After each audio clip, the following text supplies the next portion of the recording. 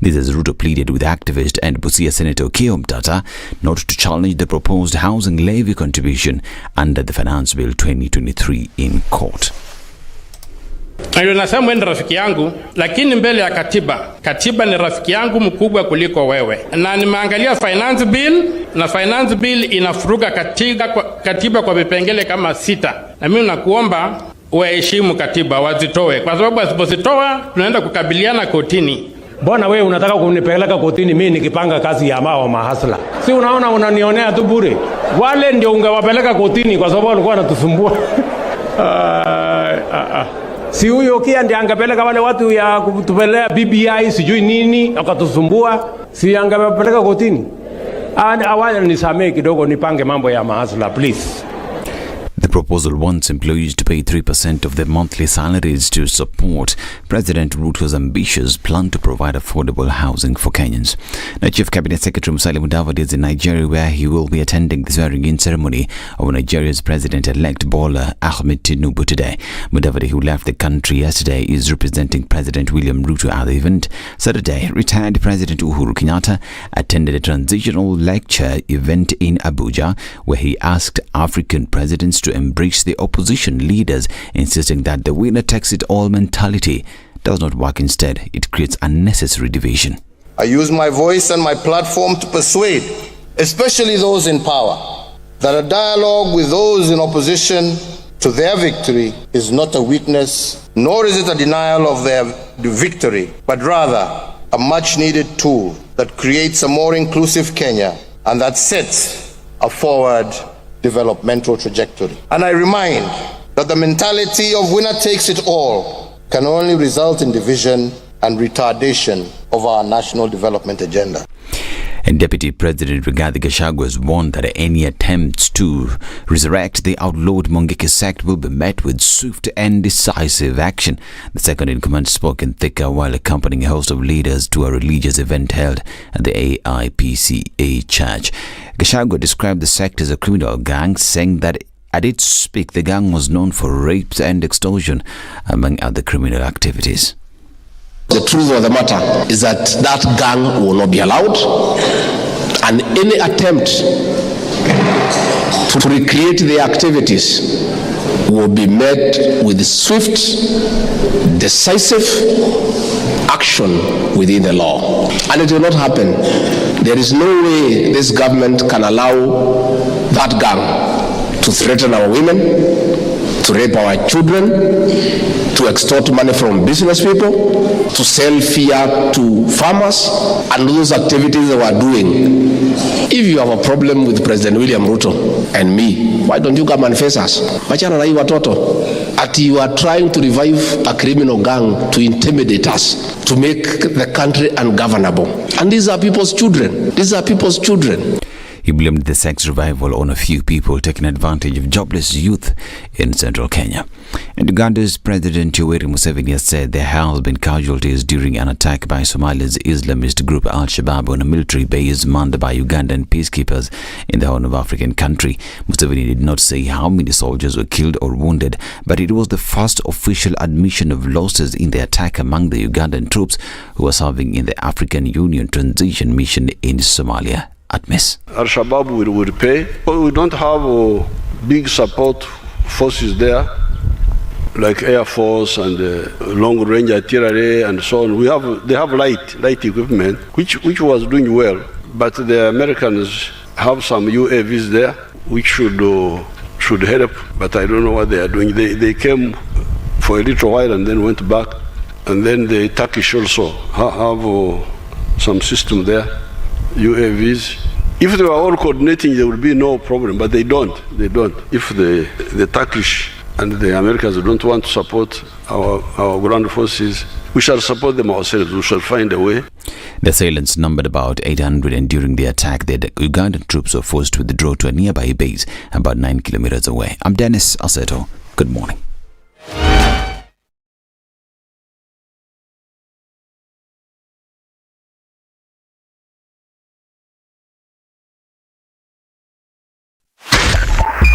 .5 Spice FM, Kisumu.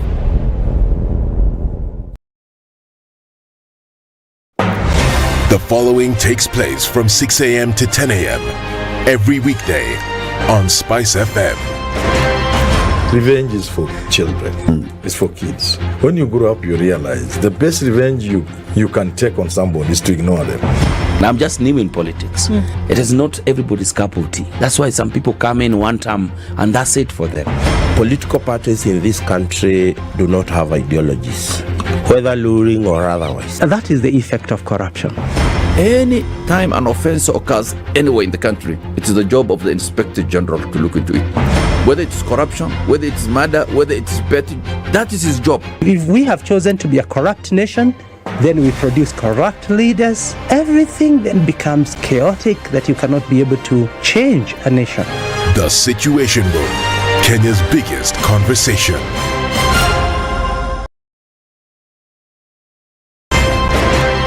If you go out of this country and come back the same person, then you have a problem. Buy land, 1 million. Put it there for 5 years.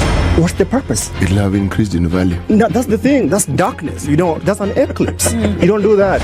I hope you don't believe that a hustler is a poor person or that all hustlers are poor. I've seen that conversation. Tell us, who is a hustler? Who's a hustler? Hustler is a person who is making a living through hard work. Corruption in Kenya is a political accusation. The people who are actually corrupt are not pointed fingers at. Kenya is not free. Kenya imeshikwa na mateka. It's under siege. Have you seen that lodge on Nyeri Road? Very high fence. You can't even windows sleep inside. Up near the ceiling. Yes. And if you walk there at midnight, you see bats the size of cows. And when it rains, it doesn't rain on that building. Yes. When you're at All Saints and it's raining, it doesn't rain on that building. The things people will believe. Well. Good morning. Welcome to Monday. We have a little bit of traffic starting to build up on Jogger Road. It looks like it's going to be a busy one. And also in parts of the city, the rain is coming down. So it's going to slow things down considerably this morning. We already know this. Let's take a look at what's coming off of Thika Superhighway, and not much, except as you get towards the Pangani underpass. That's where you'll see some stuff here and there. And we're also looking at Juja Road. That is quite heavy as well, getting into the city centre pretty early. But it looks like, again, we'll be seeing some action through the morning there. Apart from that, everything's still slim pickings here and there. A little bit of traffic. It's going to be a busy morning from all that we see. If it's just at 6 o'clock, it's already busy in certain parts. How about you let us know what's going on in your neck of the woods and talk to us on Spice FM, KE on Twitter.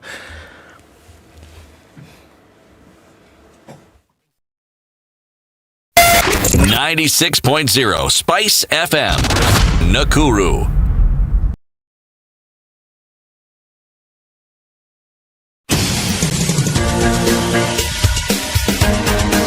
This is the Situation Room, the home of hard-hitting political commentary and penetrating insights about the state of the nation. This is a talk radio experience like no other. The Situation Room, a place for hard truths, debates, and elevated conversations. The Situation Room, witty, political, engaging, deep, controversial. In the room, we have C.T. Muga, researcher, academic, seasoned political observer, a fountain of wisdom in these politically uncertain times. Ndu Oko, Nigerian by birth, Kenyan by choice, communications expert, Pan-Africanist, a truth seeker and believer in people power, and Eric Latif, agent provocateur, the man in the chair, seasoned journalist, news hound, a man who believes in punching up, not down.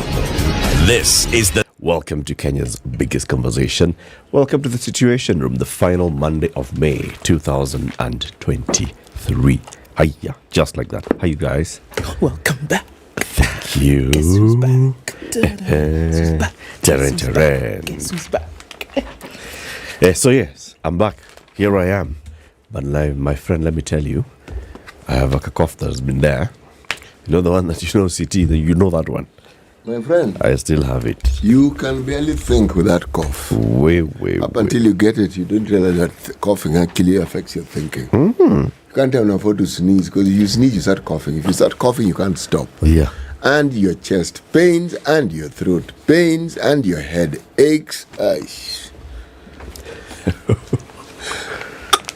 Kitumbaya.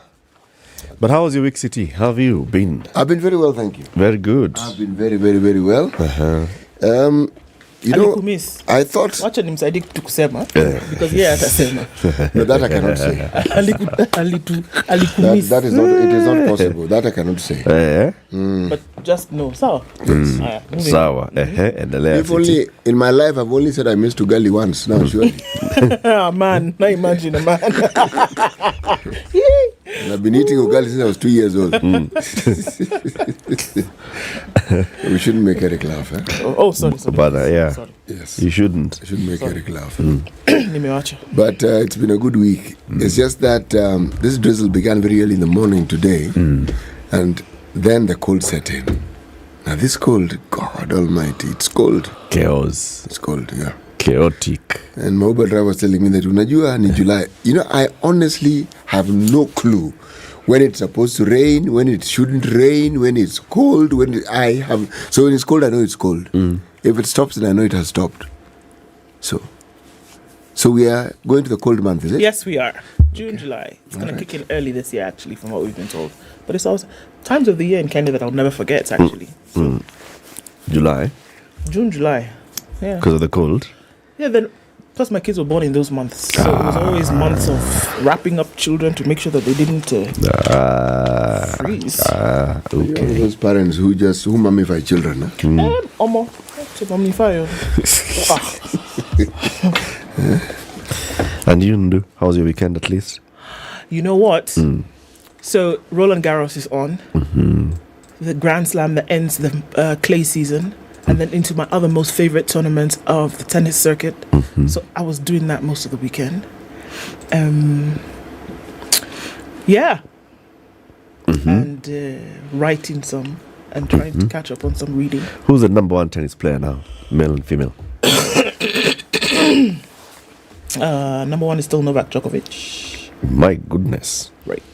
Like, really? And he's defending his position right now at Roland Garros.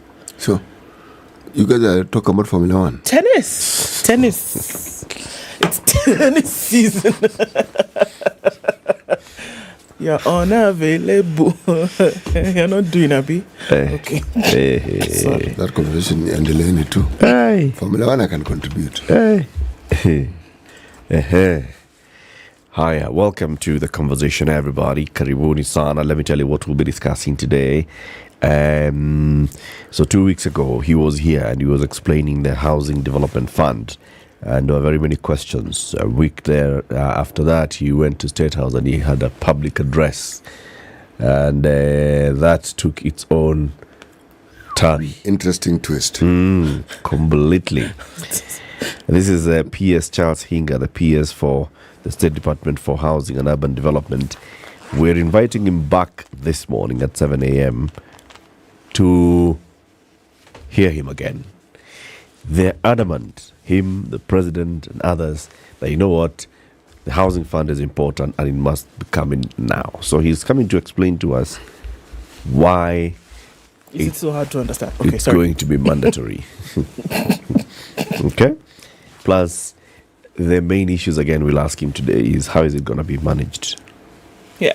Let's see if we can make some sense of it. Yes, that's at 7 o'clock. At 8 a.m., we talk to a veteran diplomat who has been Kenya's ambassador to the United Nations. He spearheaded the development of the Sustainable Development Goals when Kenya was chairing that committee. And then he came back to Kenya. He was made the principal secretary for foreign affairs. And in this new administration, he's now serving as a special envoy of the EAC facilitator for the DRC talks, former President Uhuru Kenyatta. So Ambassador Macharia Kamau is working now in the DRC peace talks. And he'll be joining us at 8 a.m. to talk about the decades of diplomatic duty from the UN to the PS to the DRC talks and beyond, and many other things that he's done. This and more are what we'll be discussing today. Keep it here for that. It's 6:15. We are live streaming the show on social media. This comma has even taken away my eyesight. Imagine I'm just seeing blurry things on that screen. It does that for you. And blurry here, Is BLURRY. It's not bloody. No, not bloody. Bloody. Are you online? Let us know where you're tuned in from. Spice FM KE on Facebook, YouTube, and Twitter. Good morning.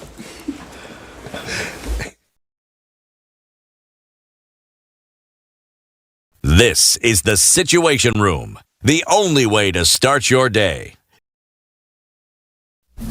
You think you can guess the year? 2007. That's when the theme song, that's when it premiered for the James Bond movies. You have correct. But in terms of guessing the year? Okay, if not 2007, then 1963. Oh, now you're just throwing things, eh? You're throwing the sufria and everything outside. The Spice Drive. Big hair and the biggest hits from the best decade. Tune in to the Spice Drive with me, Edward Quatch, 3 to 7 in the PM. The Spice Drive. Only 15 degrees and partly cloudy conditions in Nairobi this morning, and a bit of rain here and there. Highs of 21 and lows of 13. It's clear at 14 in Nakuru, highs of 24, and we'll see highs of 22 in a mostly cloudy Nyeri at 15. It's 12 degrees and clear in Eldoret, highs of 24, and we'll see highs of 29 in a mostly cloudy Mombasa at 23.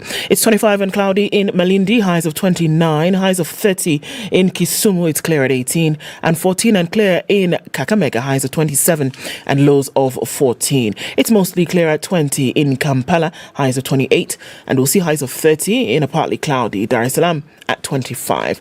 Looking into Johannesburg, well into winter here already. It's 10 degrees and partly cloudy, highs of 20 and lows of 9.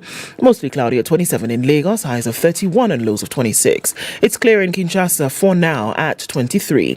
We'll see highs of 31. Looking into a cloudy Beijing, Monday afternoon is sunny, it's cloudy at 28, highs of 31 and lows of 21. And it's mostly cloudy at 14 in Paris with highs of 24 into Monday. It's cloudy at 9 in London, highs of 17. And New York is clear Sunday night at 17. Coming into Monday, we'll see highs of 26 and lows of 15.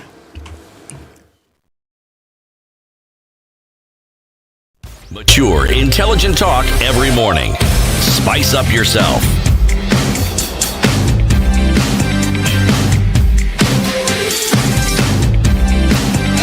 Mornings done right. 94.4 Spice FM, Nairobi. Minutes after 6. Who's online? Quite a number of people online. Katarega says Pamoja 256. 256 Nile Uganda ile. Rahma Said Swale, he's asking, of what relevance? This is not the time to tax anything. Okay, why are people angry? Because PS is coming. Okay, we'll look at those. Quite a lot of comments coming in from that already. Grant says, good morning, Ndu and City. Here homa ni mbaya iko kila mahali. Eric hapa pia. Yeah, it's true. It's going around and it's not letting up. Kimilili is well. Excuse me. Amos Freeman says, good morning. Kimilili is well tuned in the religion. And congratulations, Man United, for taking position 3. Okay. Hi, Eric. Collins Kimsat says, good morning. Tuned in. Eric, welcome back. Good to see you. Thank you. Wilskin says, good morning. Can we have Jimmy Wajigi back? He's the only Kenyan with a brain who connects facts. Okay. What are you trying to say? Morning to you. Tuned in from Kwamthusti Mwingi. And that's on Dicho. Waweru Ngeve says, good morning, Mwalimu City, my alumni mate. His alumnus mate. And my recovering friend Latif. Ambia mzee atafuta vest. Vest gani sasa? Shabe baridi. Oh, ile thermal ile. Ile thermal ile. Jose Dede says, good morning, CT Eric and Ndu, tuning from Homa Bay. Good morning to you. This cough bug came after someone visited Nigeria. Stop this kind of propaganda. By the way. Propaganda. It's a dairy lie. You even know the airline it came with. It's a dairy lie. Good Maybe morning. you need to visit Nigeria again. So Sorry? that you can return the... Take it back. Take it back. And this time leave it there. Propaganda. And I'll find you, Wilskin.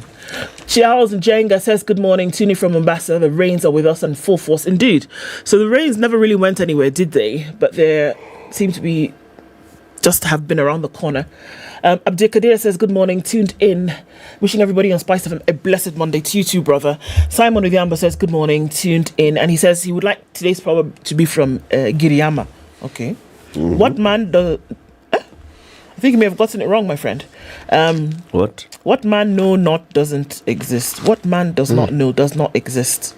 Sawa. What man knows not does not exist. Sure. Okay. Does not exist not. Simon went all the way back to sure. Simon went all the way back to Magarini with our salt. So maybe the next time we come with a different gift. No? Aye. No? Why so salty, Simon? Chunga tu. Tunga tu achia tu hapa. Tunge tu mam tu. Salt. Kakorosho hivi. Tunge tu mam tu. Okay, many more people are on Spice this morning. Kiki Samuel says, good morning, I love the Situation Room. We thank you for being here every morning. Atieno says, Jumbo and the team, biggest conversation. Yahera is locked indeed. Karibu sana. Eddie Odor, it's been a minute, friend. How are you? Good morning, my good people. I am back. I'm glad Eric is back. I guess he went out to sort out the housing issue to avoid the 3%. Is that what you were going to do? Akuna. No? Okay. I tried. But... all right, everybody, thanks for joining us this morning. Karibuni to Monday. Everybody, welcome. City. Proverbs this week are from which country? We are in the country of Madagascar. Vanilla Islands. Yes, Madagascar. You know, it's a very interesting country, this. Apart from being an island, there are those who argue that in the Jurassic period, around 180 million years ago, this continent decided to do the thing. And the thing meant it split. And Madagascar, which was then part of what then was a supercontinent called Gondwana. Okay? Okay. Sorry, Eric. It was called Gondwana. Yes. But the uniqueness of the island is that it's the species you find there. Now, I'm going to use the word endemic, not in the medical term, but it is one of those countries in the world which has such a rich biodiversity. You need to go there to see. It is not just plants, it is animals. It is not just animals, it is people. Because for a long time, it was a stopover. Remember people who were trying to find the spices in the Far East and would move from one place to the other. Well, Madagascar became a nice calling port. So, briefly, there's more to come. That is the history of what? Madagascar. Right. And in terms of land mass, island, it is the second largest island country in the world. It's the second largest island country in the world. Yes. Wow. Country. Not land mass as in one piece of country. Country. Yes, the biggest one is Indonesia. Yeah. It's beautiful. Then Madagascar. Then followed by Papua New Guinea. And then again Japan, UK, New Zealand, Cuba. Those ones follow later. Okay. All right, Z proverb. I'm looking at this poem. It's a poem. Not poem. I mean, I'm the one who wrote this proverb, but even me, I'm looking at it and I'm wondering whether I should start with it. Anyway, let me just read it. I'm the one who wrote it. Govern the country as you'd roast a crocodile on a spit. Govern the country as you would roast a crocodile on a spit. On a spit. Carefully. No, I've added the carefully. That's how you would govern. Yes. Slowly. Okay. Hiya, let's look at the headlines then in the papers. All right, let's do it. Let's look at the front page of the Standard, where lots of being said today. Quite some tax pressure piles. It's been divided into 4 bins. President William Ruto faces build-up of political hurricane in the coming days from threats of street protests by a resurgent opposition. A former president who has refused to leave office, or rather to leave the political stage, and Kenyans who have rejected the new tax measures few days to reading of the budget. Refused to do it. To leave the political stage. Thank you. So the 4 bins. Number 1, Ruto enters into the week facing opposition from Kenyans over the housing levy and the proposed finance bill that seeks to increase taxes on essential goods. First headache this morning.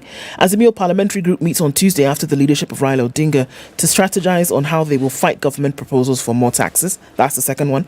The opposition could rally its supporters to the streets this week after deadline for its demands to be met on the bipartisan talks expires for the day for national prayers.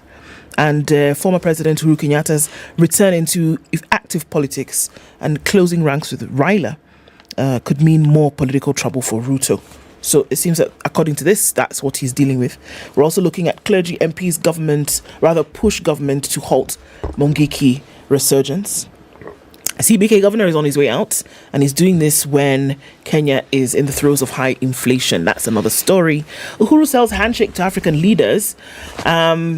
It was Africa Day the other day, Africa Union at 60.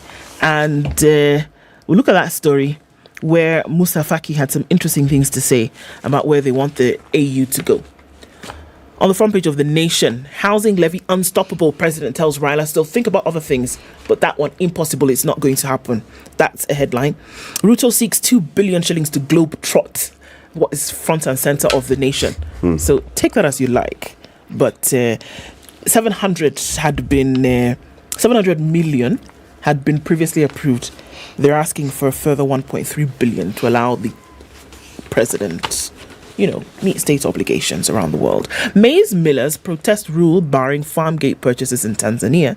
That's on the back page. And the state is limiting the sugar millers to zones on cane scarcity. That's what it looks like. Nation. Let me tell you what's on the Business Daily.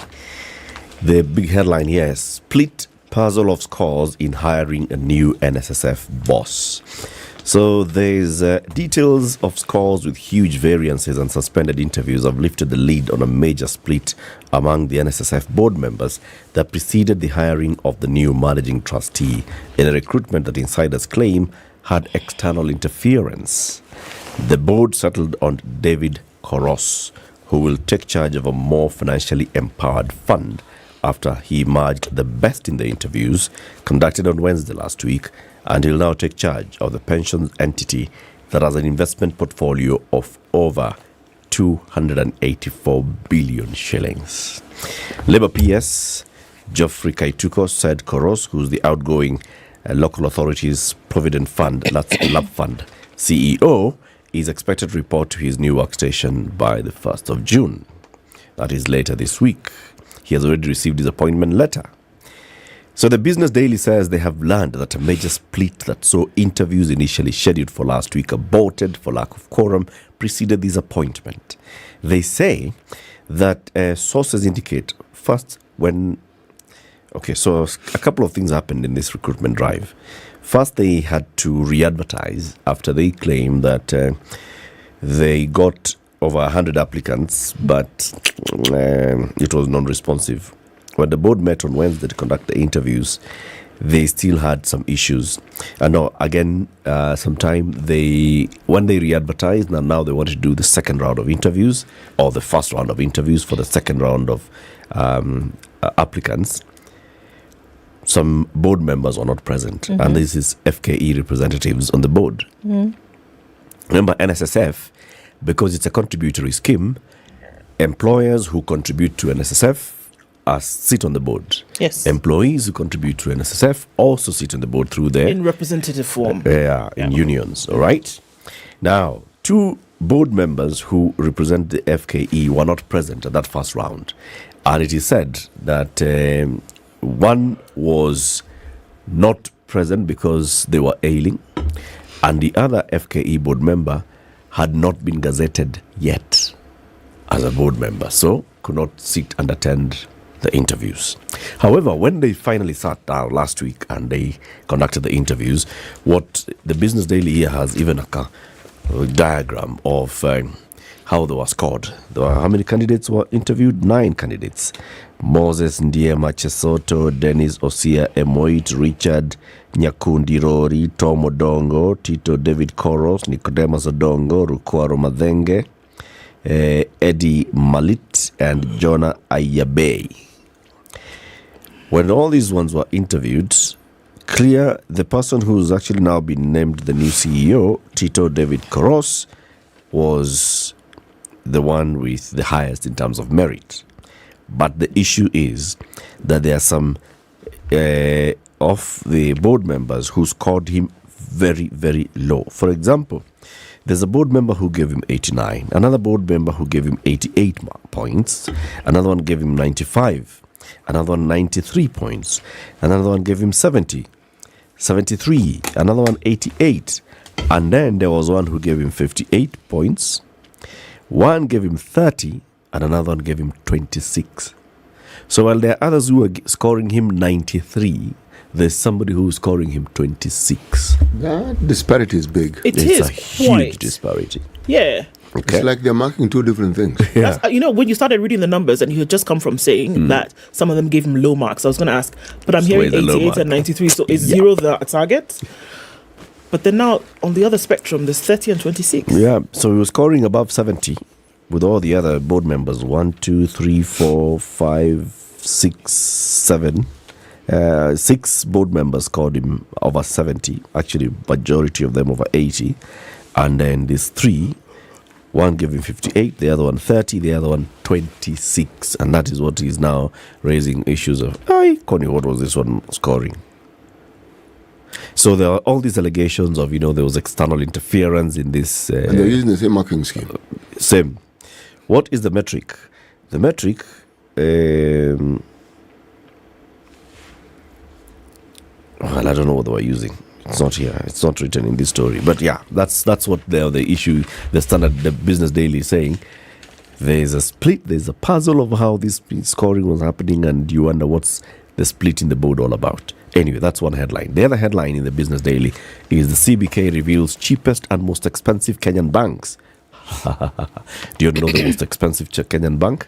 Small lenders such as First Community Bank, EcoBank Kenya, HF Bank dominate the list of banks offering lower interest rates in the latest regulatory disclosure that puts large players such as Absa and Equity among those with the steepest rates. The CBK data on the average lending rates commercial banks offer shows 27 of the 39 commercial banks have raised their overall rates in the 3 months to March. 27 out of the 39 commercial banks that are regulated by CBK have raised. The review puts the lowest rate at 9%, that's from FCB. The highest at 17.6%, that's from Credit Bank. The highest rate was 14.6% from CDN Bank in December. FCB, which is a Sharia-compliant lender that was in March cleared to sell 62% to Premier Bank Limited of Somalia, had a uniform rate of 9% for personal, business, corporate loans. Huko ndio tunaenda, by the way. 9%. EcoBank follows with an average of 10.7%. Housing Finance and Access Bank follow with 11 and 11.2% respectively. The most expensive one here is Credit Bank at 17.6%. Yes. City. The Star. The Star. Yes. Right. On the top right-hand corner in teal green, New World Order. Why digital identity is vital for digital transformation. The story is on page 14 and 15, and the picture that we see there is one of the CS for ICT, a gentleman by the name of who? His second name is Awalo. First name? Eliud. Yes, he's called Eliud. Now, this is not Eliud Wabukala. This is Eliud Owalo. Right. Then, bang in the middle of the paper, ultimatum. Azimio does something that it has done before again. What is it? Threatens to completely dissolve 14-member talk team by Tuesday. Tuesday being tomorrow. Okay? Why? The headline again. Big clash. I'm repeating it. Big clash. Bang, bang, bang. Yes. Ruto-Raila dialogue faces collapse. Okay? Right. Stage set for showdown as the two sides tussle over controversial finance bill. You get the impression that the writer of this particular article watches wrestling. Okay. President makes case for tax proposals. Making a case for it, huh? You know, a man's got to try. A man must try. Effort. We say, well, how many effort? Yes. But is he the right person to make the effort? He has to lead from the top, man. Sometimes it is not prudent to lead from the top. Mm? No. Because if something does go wrong, there is no fallback. He's prepared for that. I highly doubt it. I highly doubt it. If something goes wrong with? Something always goes wrong with these things. And there's always need for a double take. There's always need for correction. And it is very next to impossible to correct something which the head of state has already spearheaded. Who is going to do the correction? It is better if somebody else said it so that he comes as the last port of call. As the one who comes with the solution. Who now rubber stamps it and says, folks, I've heard this discussion and this is where now I think we should be. But if you start off, then, yes, then. Okay? Yes. Right. Yeah. East African, there's something that I have to read here. Because this headline is a bit worrying. Al-Shabaab attack. Uganda seeks answers. Official described as sad and unfortunate. News of deadly ambush on Somalia base. All right? Still on page 6. I'll talk a little bit more about it later. Safsana. Thank you.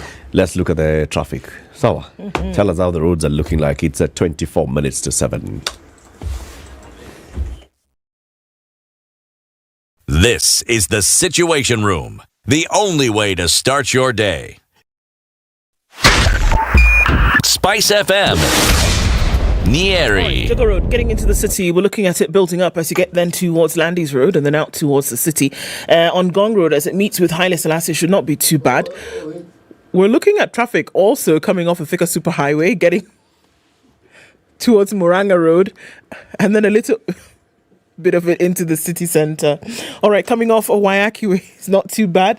James Gishuru is pretty busy as well, just at that junction as you're heading towards Waiaki Way. We're looking at the northern part of the city, the Thika Superhighway, beyond now Outer Ring and coming in from Githurai. That's also going to be very heavy from what we're seeing already. Kiambu, we're not doing too badly, but we're going to see a pickup from all indications. It's going to be a busy Monday morning. Let's see what it looks like in your neck of the woods. Talk to us on Spice FM. KE on Twitter. Let's keep things moving this morning.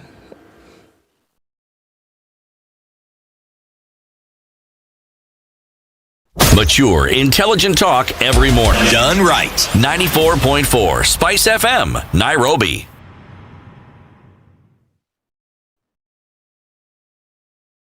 Mature, intelligent talk every morning. Spice up yourself.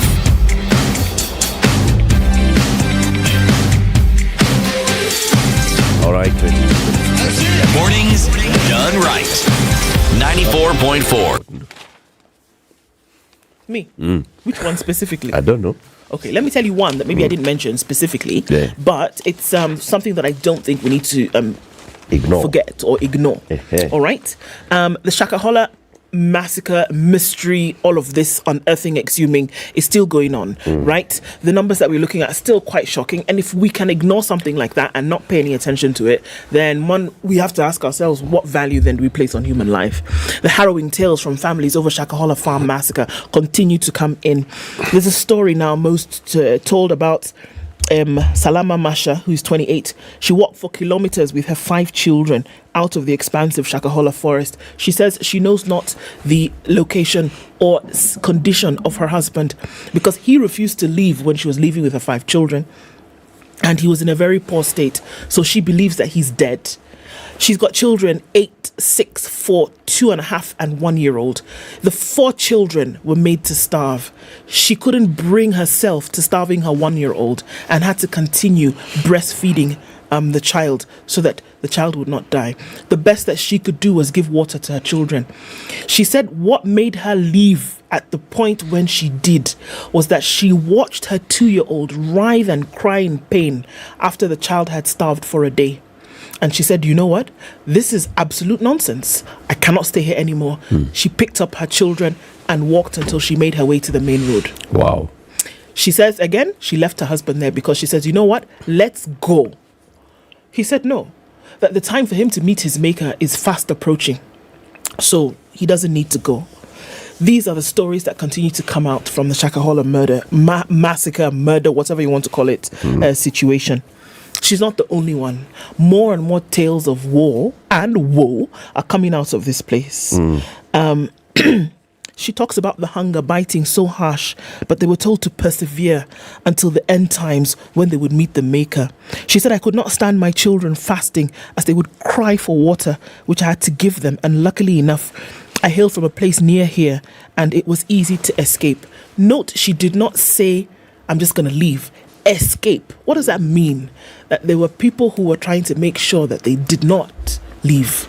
There were enforcers. They were enforcers. All right. We also did hear when C.S. Kindiki was giving his parliamentary statements, and he talked about the fact that there were people who would bind and tie people up so that they did not leave. There were people who would punish others if there was any sign of wanting to go or even asking for food. All right? Remember, there were those who would bludgeon you to death as well. Yes, because they talked about Johansen Odur, also from his autopsy reports, talked about there were some people who had blunt force trauma. And then there were others who talked about, yes, they would see that. You tried to run away, you'd be beaten to death. Wow. 19-year-old twin boys and a 16-year-old daughter disappeared from a man who hails from Malindi town, Muyeye village specifically. His name is Katana Makiaya, sorry. He's 43. He doesn't know the whereabouts of his 42-year-old wife and his 3 children, 19-year-old twin boys and a 16-year-old daughter. He said his 19-year-old boys were to sit their KCSE in November this year, while the daughter was also due for her KCPE. He says he has followed up on the matter, but the DNA process is taking too long. He was told the test might take 1 month. The government could not make the process faster so that we can calm our souls. He added that the government should come up with a way of making the DNA verification and matching process much faster to relieve families of their agony and costs. That's another side of the story. There are folks for whom they don't know if their kin are among those bodies that have been exhumed. They still do not know. So there are 2 things happening. Bodies have been exhumed. There are people who are looking for their kin who have some idea that they've come here, but they have to wait because the verification process seems to be taking too long. This is the reality of the situation. Where? Kindiki Kidura says that they will increase personnel, that they will not leave Shakahola until every inch of that area has been combed through. He says they've written to the Communications Authority and related agencies to remove any online content related to Mackenzie, because it seems as though people are still being indoctrinated even while he's in custody. Well, remember, Mackenzie is fighting for the control of his radio station and his TV station as well, which means he's still keen on broadcasting. Right. The real danger here, if you ask me, is how we will end up treating this particular saga.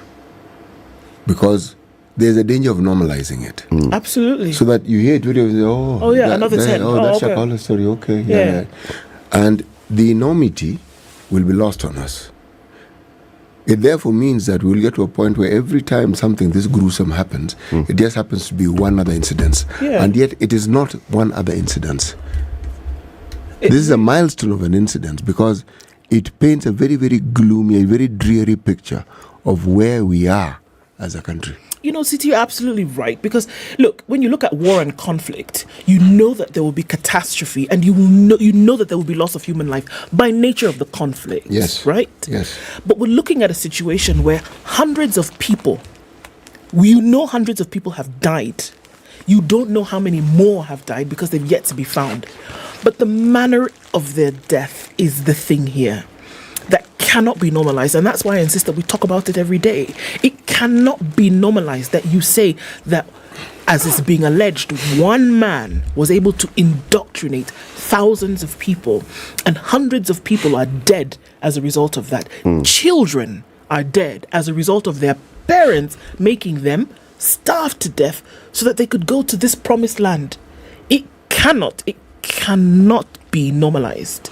It cannot. You know, when one hears and talks about the 1994 Rwanda massacre, what people forget is that the reason why we remember it is because it is not forgotten in Rwanda.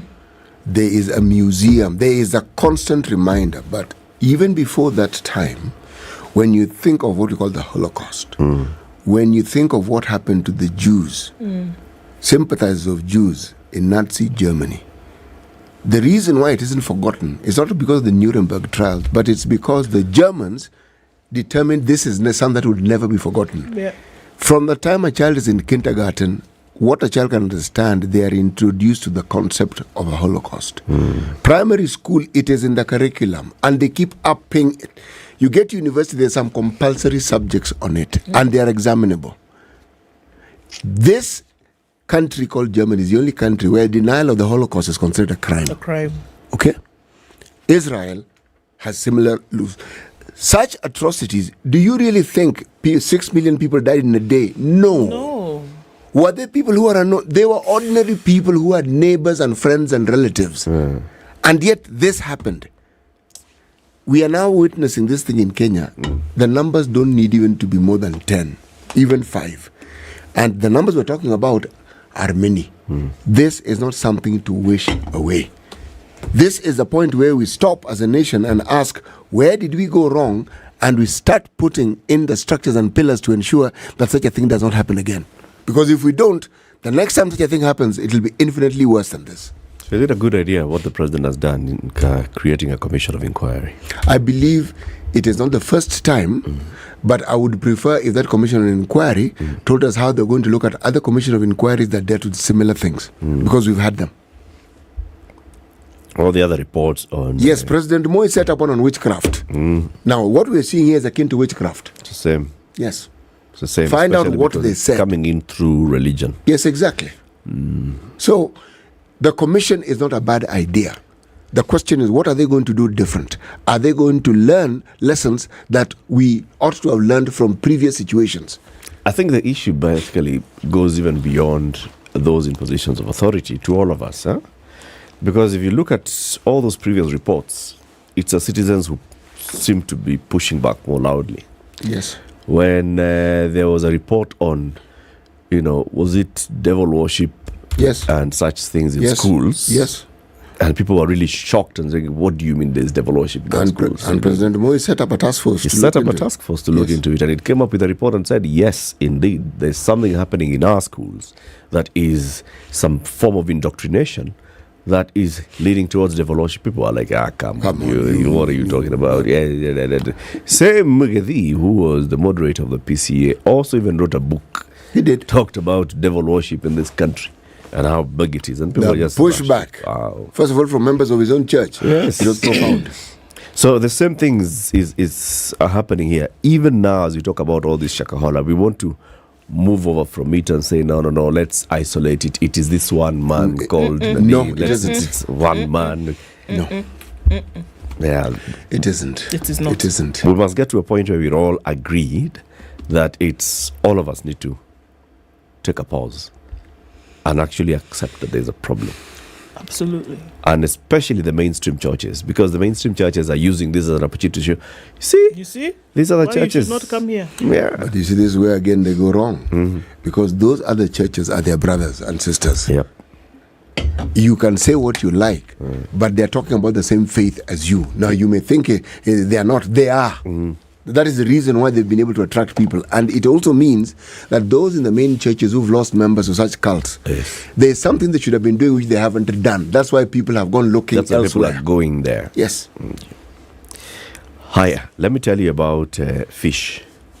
The cost of buying fish will increase by half if Parliament approves the imposition of excise duty at the rate of 100,000 shillings per tonne. Importers and processors have warned. The Kenya Association of Fish Importers, Processors and Exporters told MPs that imposing excise duty on fish imports will push the cost of buying fish by at least 50%. The National Treasury, through the Finance Bill, is proposing to impose excise duty on imported fish at the rate of 20% of the cost of insurance and freight, CIF, or 100,000 shillings per tonne, whichever is higher. Fish and crustaceans and all those things are categorized under exempt supplies currently. So there's been all this talk and pushback. I mean, not talk, but complaints in the public. Anyway, even importing fish. We're eating tilapia that has come from I don't know where, China, and we have a whole lake here, and our fishermen. And then now the government is trying to make that fish that's imported more expensive to make it more difficult to come. Of course. The importers are saying it's going to be more expensive. But you're still saying... the importers are saying it's going to be more expensive if we impose the tax. The question is, does our local fish production meet the demand? The importers would have no business if the local fish production met the demand.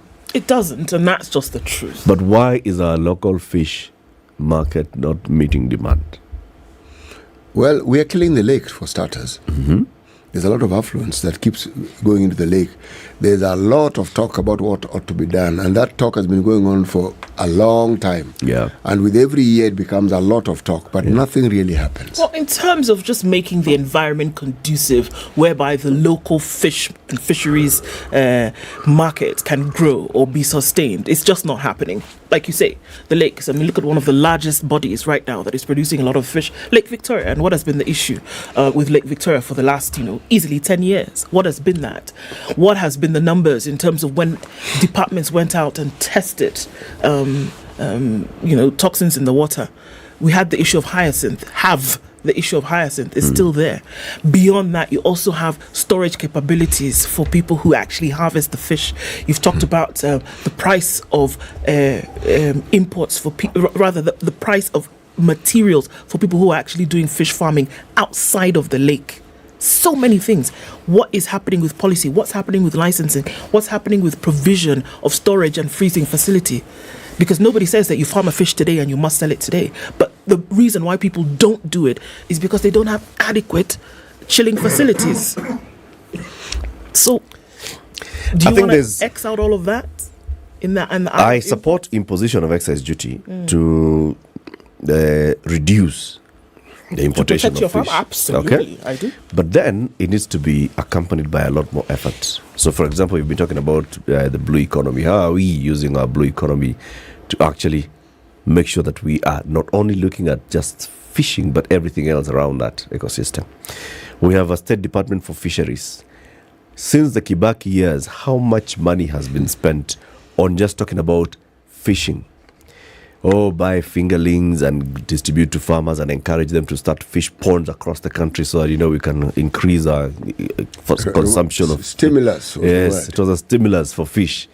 A lot of money has been spent on that thing, but there has not been proper follow-up on what happens with it, And that's because those programs started. If you actually went to very many parts of this country, they'll tell you, guys came, they showed us how to put up people even started a pond, how to put the lining for the thing. They brought us fish fingerlings. They also showed us how to feed the fish.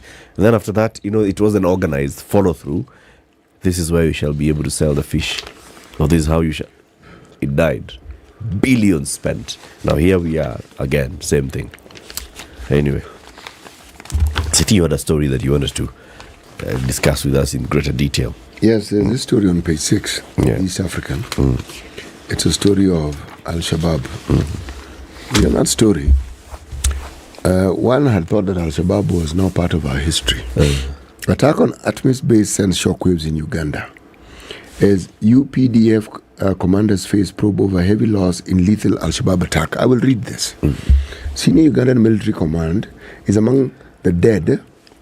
Commander is among the dead from coordinated explosions on Friday dawn at Bulo Marer, a base in Lower Shabelle, Somalia, which left Uganda Army top brass in horror. Al-Shabaab, the militant group that has long been mocked as a degraded force, mounted a deadly attack and overran a base of nearly 200 combat-hardened soldiers. Kampala described as unfortunate and a sad day the attack that killed an undisclosed number of its soldiers at a military base manned by Ugandan troops. Ugandan military commanders serving at the African Union Peacekeeping Force had started to compile situation reports of the build-up of the May 26th ambush. In a statement, African Union Transition Mission in Somalia, ATMIS, confirmed that at around 5 a.m., the peacekeepers' forward operating base FOB in Buulo Marer, approximately 120 kilometers southwest of Mogadishu in Lower Shabelle region, was attacked by Al-Shabaab militants using vehicle-borne improvised explosive devices and suicide bombers. How many died? They said their numbers undisclosed. Yeah, it's a military thing, so they wouldn't Then say. they're not going to tell you how many people died. But it's clearly a very heavy losses. Yes, but this particular base had over 200, as they say, battle-hardened veterans. By the time guys attack a military base of battle-hardened veterans, they plan that thing and they overrun it. Those guys are just organized. Remember the same thing with our LR camp. Our LR camp. That's what they did. Raided one morning just like that. We're also not told how many of our Kenyan soldiers died there. But many died. Many died.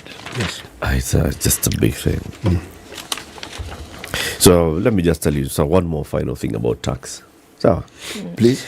The Azimio la Umoja One Kenya Party leadership in the National Assembly is raising the red flag over the government's plan to divert over 2.5 billion shillings from the anti-adulteration levy into a project that will make it mandatory for all public boarding schools to switch to cooking gas in a bid to protect the environment. So first of all, there's a plan by the government to make all public boarding schools switch to cooking gas. Okay? Ndio waache kutumia kuni. That is, saving the environment. So far sounds not bad, right? But Opiyo Wandayi, who is a minority leader in the National Assembly, and Vihiga Senator Godfrey Osotsi, say the project needs serious interrogation to ensure that it's above board and it does not serve to benefit a few at the expense of others. I wonder who those few would be. This is a policy issue that requires thorough interrogation by way of public participation and should not be rushed. Protecting the environment through alternative means of cooking other than using firewood is good, but they should not hide under environmental protection to benefit themselves at the expense of the people. There are over 5,000 public boarding schools in the country. And in February, President Ruto issued that directive that all public schools switch to cooking gas by 2025. And we're already seeing that reallocation of the anti-adulteration levy going into supporting this particular move. But Wandayi says what stinks is the idea to make the lucrative project exclusive to a few people. This is what Opiyo Wandayi is complaining about. The plan is to amend the Energy Act of 2019 and the Miscellaneous Fees and Levies Act. Changes in the Energy Act will criminalize the use of firewood as use of cooking fuel in public boarding schools, while the Levies Act will convert the anti-adulteration levy to cooking gas supply in the schools. I don't quite get what Opiyo and Osotsi are saying or on whose behalf they are speaking. Because here clearly the thing is, what is stinking is that there is, what they say, an idea of making this lucrative project exclusive to a few people. So they have seen it's lucrative, and somebody wants also to play some role in it, and they are feeling that they are being locked out. So that's the whole thing. It's not that it is not sustainable to do the project. It's that we want to be part of it. Yeah, open it up so that we can all be. Yeah, don't just why only these people? Why are they the only we ones? We also want to supply. Even us, you gas too. Mutungi gas. I have schools in my constituency. Can also be supplied. Yeah, can also supply. That's the issue. Keep it here for more conversations coming up. Charles Hinga, the Principal Secretary for Housing and Urban Development, is joining us at 7 a.m. He'll come here alongside one gentleman. He'll introduce the gentleman because he told us, I'm bringing a gentleman. Okay, Charles, come with your gentleman. This is Kenya's biggest conversation, the Situation Room. What will you be telling about Mata as well? That on the 3rd of June, which is this coming Saturday, the annual Mata Hat Run takes place. Remember, we're looking for 120 million shillings to be able to have very much needed surgeries for children. And we're trying to target over 100,000 children from this Mata Hat Run. 1,000 shillings for a t-shirt, 500 for a cap, 300 for a wristband. Get that at any Naivas supermarket. Very good. 7 a.m. Good morning.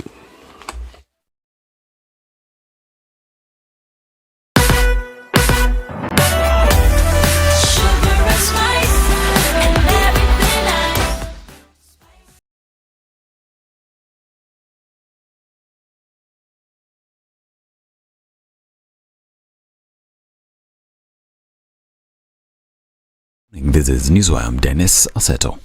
President William Ruto has continued to support the 2023 finance bill. The bill that is set to be debated in bicameral parliament has proposed a raft of taxation that has rubbed the opposition the wrong way, with the opposition chief Raila Odinga threatening to mobilize Kenyans to go to the streets.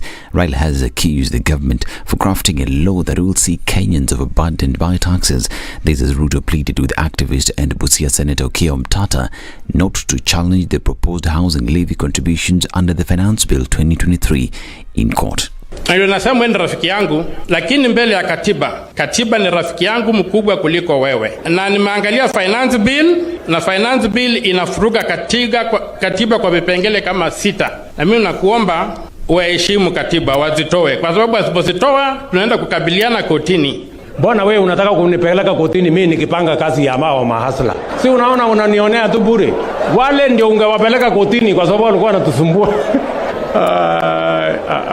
Si huyo Okiya ndiye angepeleka wale watu ya kutupelea BBI sijui nini akatusumbua, si angepeleka kotini? Awali nisamee kidogo nipange mambo ya mahasla please. The proposal wants employees to pay 3% of their monthly salaries to support President Ruto's ambitious plan to provide affordable housing to Kenyans. And the government has warned that it will not allow for the resurgence of the outlawed group Mungiki. Deputy President Rigathi Gachagua says that any attempt to resurrect the outlawed Mungiki sect will be met with swift and decisive action. The second in command described the sect as a criminal gang, saying that at its peak, the gang was known for rapes and extortion, among other criminal activities. The truth of the matter is that gang will not be allowed, and any attempt to recreate the activities will be met with swift, decisive action within the law. And it will not happen. There is no way this government can allow that gang to threaten our women, to rape our children, to extort money from business people, to sell fear to farmers, and those activities they were doing. If you have a problem with President William Ruto and me, why don't you come and face us? Machana na hii watoto. Ati you are trying to revive a criminal gang to intimidate us, to make the country ungovernable. And these are people's children. These are people's children. This as Interior Cabinet Secretary Kithure Kindiki has warned leaders against inciting the youth and recruiting them to outlawed groups such as Mungiki. In an apparent warning to opposition leaders enjoying the backing for retired President Uhuru Kenyatta, Kindiki said that the government will not spare any acts of anarchy. The CS noted that Mount Kenya region and other parts of the country had suffered deeply from prescribed groups such as Mungiki in the past. And I want to warn all leaders of all levels. It doesn't matter how much power you wield. Elected leaders, non-elected leaders, former leaders, including national leaders. Anybody involved in recruiting our young people from Central Kenya to join proscribed organizations, including Mungiki. We are coming for you. And this is not an empty threat. We have commenced investigations on the recent attempts by some leaders, including former leaders, to try and revive Mungiki in Central Kenya. Now, Chief Cabinet Secretary Musalia Mudavadi is in Nigeria, where he will be attending the swearing-in ceremony of Nigeria's President-elect Bola Tinubu Ahmed. Mudavadi, who left the country yesterday, is representing President William Ruto at the event.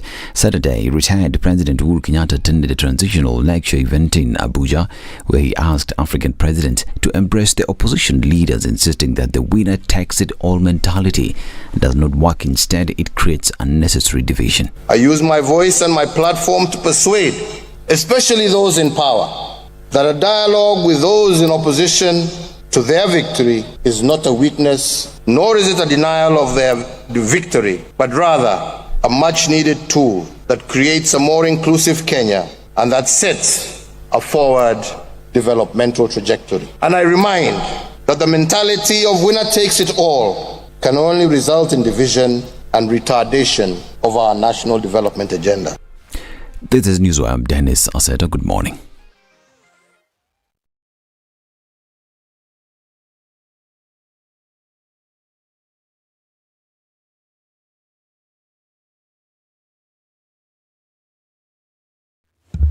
All right, so we're looking at wet roads this morning. It's going to be a bit difficult to go quicker than you actually are, so please don't do it. Seen a couple of accidents and a few mashups here and there already, so let's try and avoid that, shall we?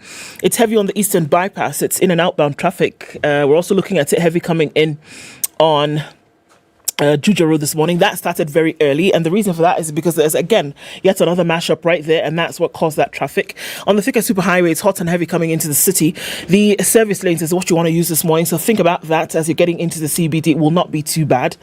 James Gishuru is busy this morning. Wayaki Way also busy as you're trying to get into the city. Coming off of Mombasa Road is not too bad. You'll get towards the CBD with no stress at all. Okay, let's see how it opens up as we get into traffic hour proper this morning. Let's talk on Spice FM. KE on Twitter and keep things moving this Monday.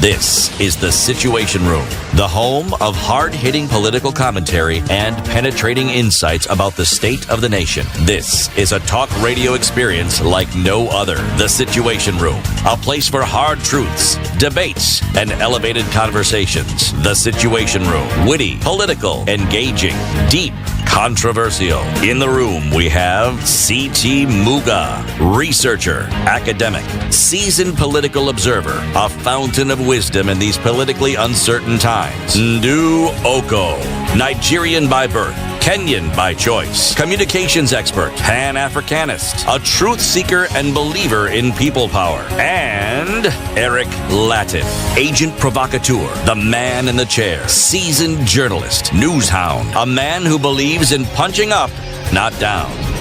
This is The Situation Room. 7 minutes after 7. Welcome to the second hour of The Situation Room. This is Kenya's biggest conversation on this 29th day of May 2023, the final Monday of May this year. And then just like that, we move into June, into half two.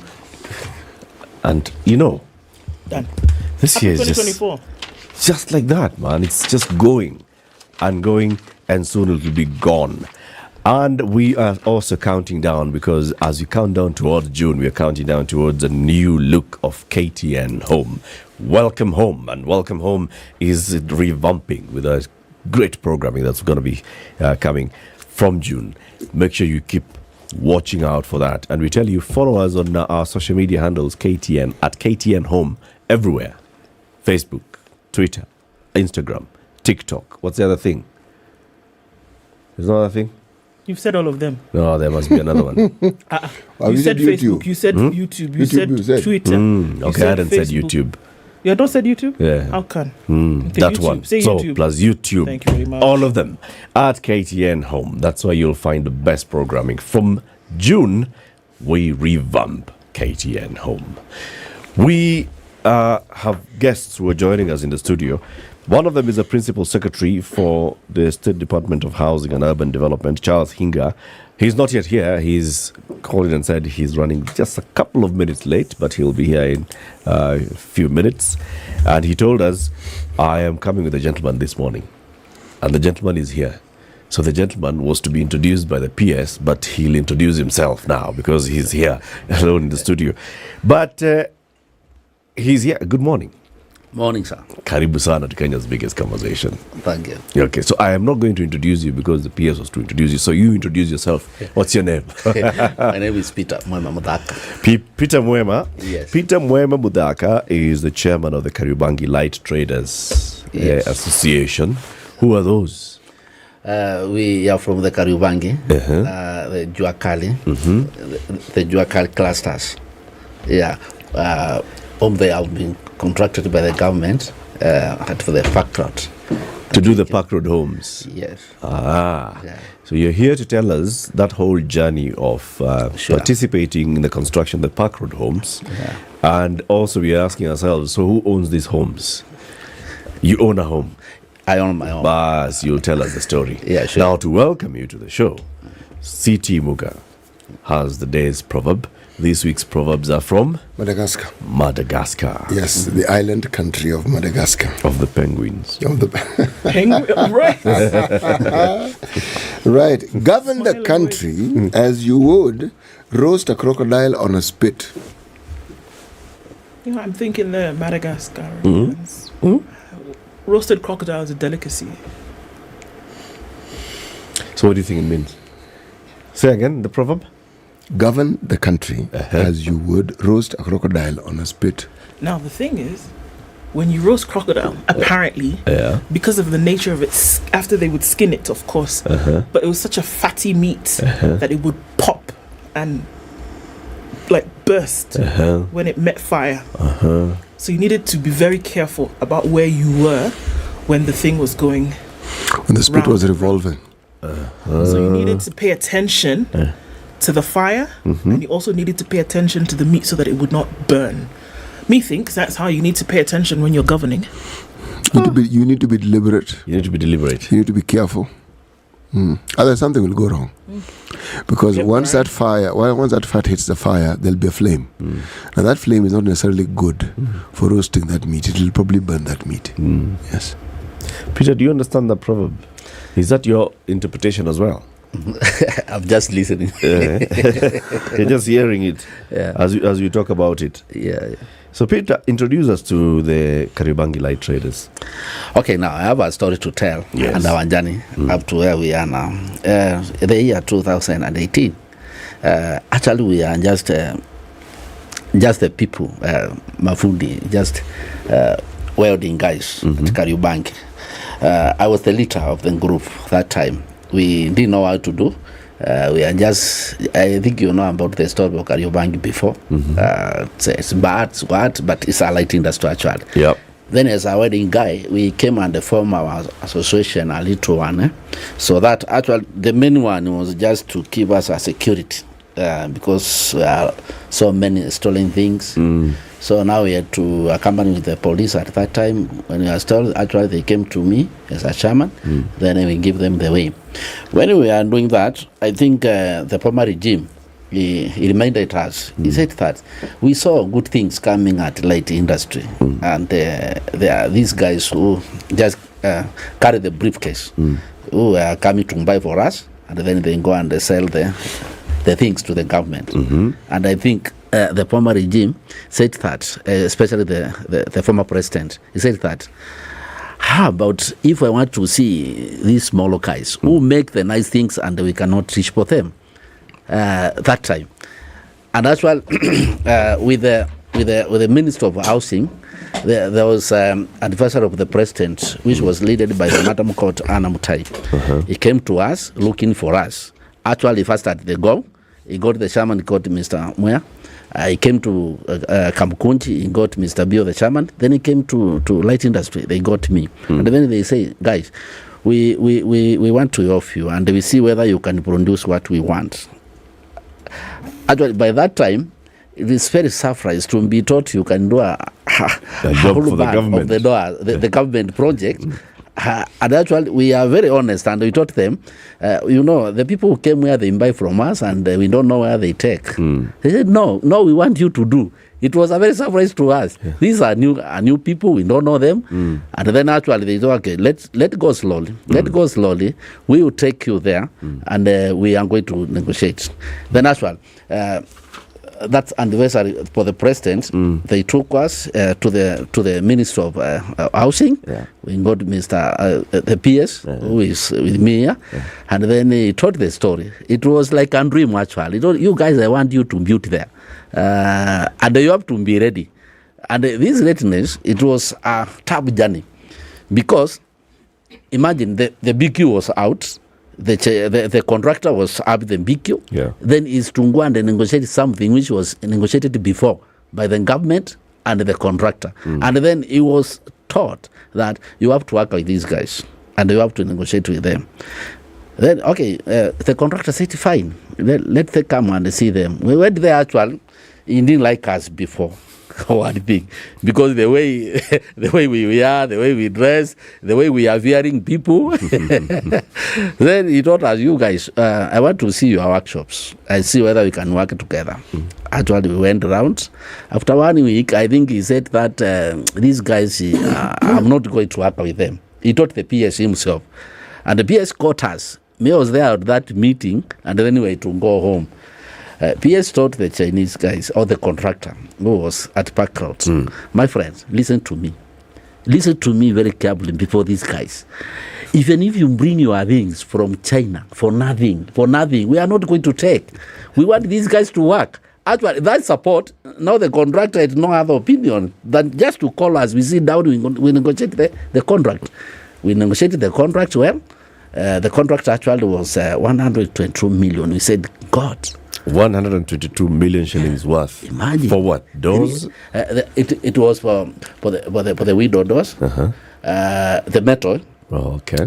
The metal, then the frame and the wooden doors. Then after that we negotiated. We said, "Hey guy, 3 clusters. Our members is 10,000. How are you going to do this? This is a lot of money. We are going to handle at the first time."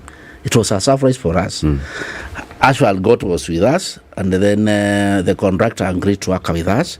And then this job were to defined by three clusters. That's Kariobangi, Kamkunja, and the Gong. 3 times. And when you and they, we had some days, one time we delivered together, and there were so many problems. And the contractor selected this and this. Now he said, now every cluster as is to have is 1 day. A day of delivery. And the contractor to check. And for quality. We went there, and then after a few months, the contractor checked to us, and he said, now I want to help you. I want to give you the things which you are going to be check this before come to me. You are endorsed and whatever. Those guys, they have this Kabiru. Now let's say that the Kabiru Hindu use. They have the electronic one. When you build something, just put this Kabiru there. You see whether everything is okay before it comes to my site. And actually, we did that. It helped us a lot. So we delivered everything in our time. Yeah. So after that, now it's come the issue of the houses. I think I myself, talking with the PS, asking him, he came to us and asked, you guys, do you want a house here? We said, no, this is something, again, it's like a dream. To own a house here, as a guy like me, this is ridiculous, Mr. PS. He said, you guys, do you have money somewhere you can save? We said, we have already saved the money. Where's your money? We are saving with the nyumba yangu at HFC bank. But we have been taught actually we can save something, we can get the house. But the way to get the house now, it was ridiculous to us. And he promised us, you save the money, I make sure you are going to get the houses here. And then another day we remembered, and we said, we are the one who we are building here. How come that we go without the house here? Because now after 2 months, he went to see him also and difficult because he was a busy man, the PS. Then he came again and he said, no, we are ready to get the houses here at the back road. He said, okay, I'm going to give you the allocations. Be ready for this with your members. We caught our members and we said, whoever is going to save 12.5 is going to live here. 12.5 what? Percent of the house you want. Okay. Because actually there are 3 categories of the houses. There are 60 square meters. That was going to 450,000. You have to save that. That is 3 bedroom. So the lowest you needed to, the entry was 450,000. Yeah. That was a 3 bedroom. For the 3 bedroom. Actually. That's the highest. Yeah. No, the highest one was 80 square meter. That was going to 4 million. Okay. That is the cost. Selling price. That's the selling price of the house. Yeah, now I'm telling you the percentage which you must save. So the percentage was less something like 10%. Yeah. 12.5%. 4 million shillings is what you needed to have saved. Then you now, after that, you start to pay a little bit of something every month. That's why I'm coming there. So after you save this now, you are qualified to get the house. So when the allocation comes, actually, our people, the Njuakalis, we have 55 houses there where we live now, including me. Now we are given allocation, but there is another problem with the banks. Now they came and say the title deed is with a problem. We are not going to give you the mortgage. Then as Anjuakali now, how am I going to survive with? I pay everything 3 million. 0.5. That was ridiculous again. Then after a few months, we went very slowly to the PS, and we told him the story. PS indeed talked to us. He said that he just wrote a letter to us as Juakali, and they said these members of the Ngokamkan Juakali, because the company was called Juakali, let's be given the TPS. These tenants purchased houses, and actually we gave to the housing department, and actually everybody has got its allocation. We are so very happy that day to honor the home at Nairobi town CBD at Park Road. We did our celebration good at Blue at Hotel. All 55. So all 55 of your members, and these 55 are from the Kariobangi? No. Oh, it's all of them? Yeah. Then Ngokamka, 3 clusters. Kamukunji, Kariobangi. That's it. How did you select this 55? Okay, what we did, there's a qualification. First, 2.5. We went around 200 people. Then after, the human being, some were not patient. They say that government want to take your money. Some they draw their money. We came to 120. Then the houses, because we are to be given 100 slot for us. Then some also they withdraw their money. Then we came. The people who remained with their money there were 88. Then we come to the charity now for us, for the type of charity now. First they said, as a chairman, he has struggled a lot. This one we are not going to talk. The chairman is there. How in Guinea? So now they took the charity ballot. Then everybody win the ballot, and actually it was a silent thing. There are no quarrels because we have taken the ballot. So that's how we came to defend those houses, very quietly. And now you are some of the beneficiaries. Yeah, me, I'm the homeowner at Park Road. Right now, as we talk, nimeamuka hapo.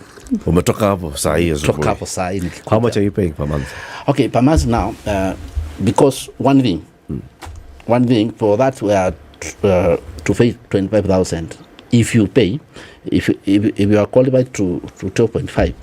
But actually, if you foot your man, if you see in your card, you can go and get your card deal somewhere. Then because they are saying that we pay for 25 years, see my age is 48 plus 25. I was very old Muse, so I'm not good to enjoy that house. So what we are doing, after you get a smaller contract, you just rusha.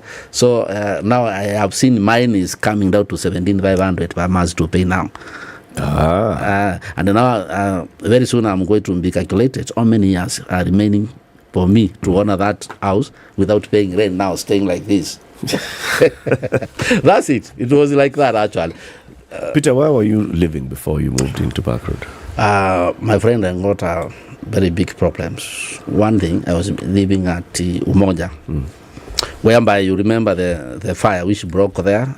My house was bad for everything, except the clothes which I had. Then I was thinking, how are we going to stay this life? Then at going to Zimmerman, I got another 2-bedroom there because there's a family. How much are you paying rent? That rent actually I was paying around 20,000 that time. That time. Then now when that time actually is now I've living there 2 years. So that time I was paying 22,000 Zimmerman before I shipped to Park Road. So 22,000 is your rent, and now you're paying 25,000. Not 25,000, 17,500. Yeah, and the house is mine. And it's forward towards your home ownership. Yeah, that's it. PS Charles Hinga is in the studio. Good morning, PS. Good morning, Latif and the team. Thank you very much for joining us again today. Thank you so much. And it's good that you've come along with Peter this morning, so we can hear from somebody who has actually gone through the journey of applying and owning a home. I have very many questions, but I'll ask City to go first. Bona Piers, thank you for coming again. Whenever a subject matter like this one of housing rears its head, the one thing it does, it produces a lot of heat. And the heat usually has nothing to do with the housing project. The heat has to do with the history of government projects, not necessarily housing. And in this country, these stories go back to independence, where they're talking about the Africanization process, where they're talking about the process that brought about the ownership of businesses by Africans, the employment of youth. There's a history of stories, but the story that is never told is the successful bit of these stories. What is highlighted is the things that went wrong, and yet not everything went wrong. National housing has been in existence for a very long time, and they have never stopped putting up houses. I want to just talk to us a little bit about national housing and the houses it has put up, and the citizens of this country who have benefited from national housing over time. Thank you very much, and it's a pleasure to be back here. And let me first of all say that from the last time that I was here, it gave me sufficient time to speak to Kenyans, and I think to me that was a very defining moment, because you must be having a very big viewership, and a lot of people started calling and they say, now I'm starting to understand. So first of all, thank you very much. And let me also note that this is the third time in maybe maybe 3 weeks that I've been here, so I can say you're my friend. But you've asked a very pertinent question. But before I actually give the answer to that question, it is very, very important that I said I bring somebody, to talk through this program, because I think what we forget when all the noise has settled is that behind this program are faces, their people, their dreams. The gentleman that has just spoken have been producing doors for many years in this country. They know how to make doors. What they have not gotten, they have never gotten a fair shake. This country of ours, and we must sustain this conversation, we have a great deal of inequalities. Mwema and his team have been to all their workshops, both on Ngong Road, Kamukunji, and Kariobangi. Kariobangi, slightly better, I think during Moi's days, they got workshops, they managed to get a bit of mechanization, but go to Kamukunji. These are people with degrees. So it's not people who failed and they refused to go to school or whatnot. These are people that have degrees and they could not find a job. And the only place that they can find a job, because this is one sector that does not throw away people, is Kamukunji. And there are many of them. When you go there, the way they bend the metal, it is through some real fire. Okay? Real fire. Where if they want to bend that metal, they use hot fire. Now, for someone like me who sweats a lot, I cannot survive there. Induced or otherwise. Induced or otherwise. And by the way, sweating is biblical. Sweating is good. And you must blame it on Adam, not me. Because Adam messed up and he was told, now you fellow, you are going to be sweating. You will by the sweat of your brow, yes. Thou shalt eat. Yes. Anyway, so these people, and they are the majority of the working Kenyans. Mm-hmm. Okay, these are almost 18 plus million people. They have, most of them have gone to universities and tertiary colleges, and they cannot find a job. So sometimes we can disagree about the approach of how you want to solve a problem, but at least let's agree that we have a problem. Okay? Mm-hmm. Let's maybe put our heads together and say, how do you solve it? Because we have over 5 million Kenyans that are unemployed today, whether plus or minus. You have 800,000 young people leaving universities and colleges that are joining the 5 million that have no work. You have over 7 million Kenyans that live in informal settlements and tenements. Zimmerman is a tenement. Mm-hmm. Pipeline is a tenement. Mwema was paying 22,000 shillings a month for a tenement that has no basic services. You get out of the house straight into raw sewer. Is that decent housing?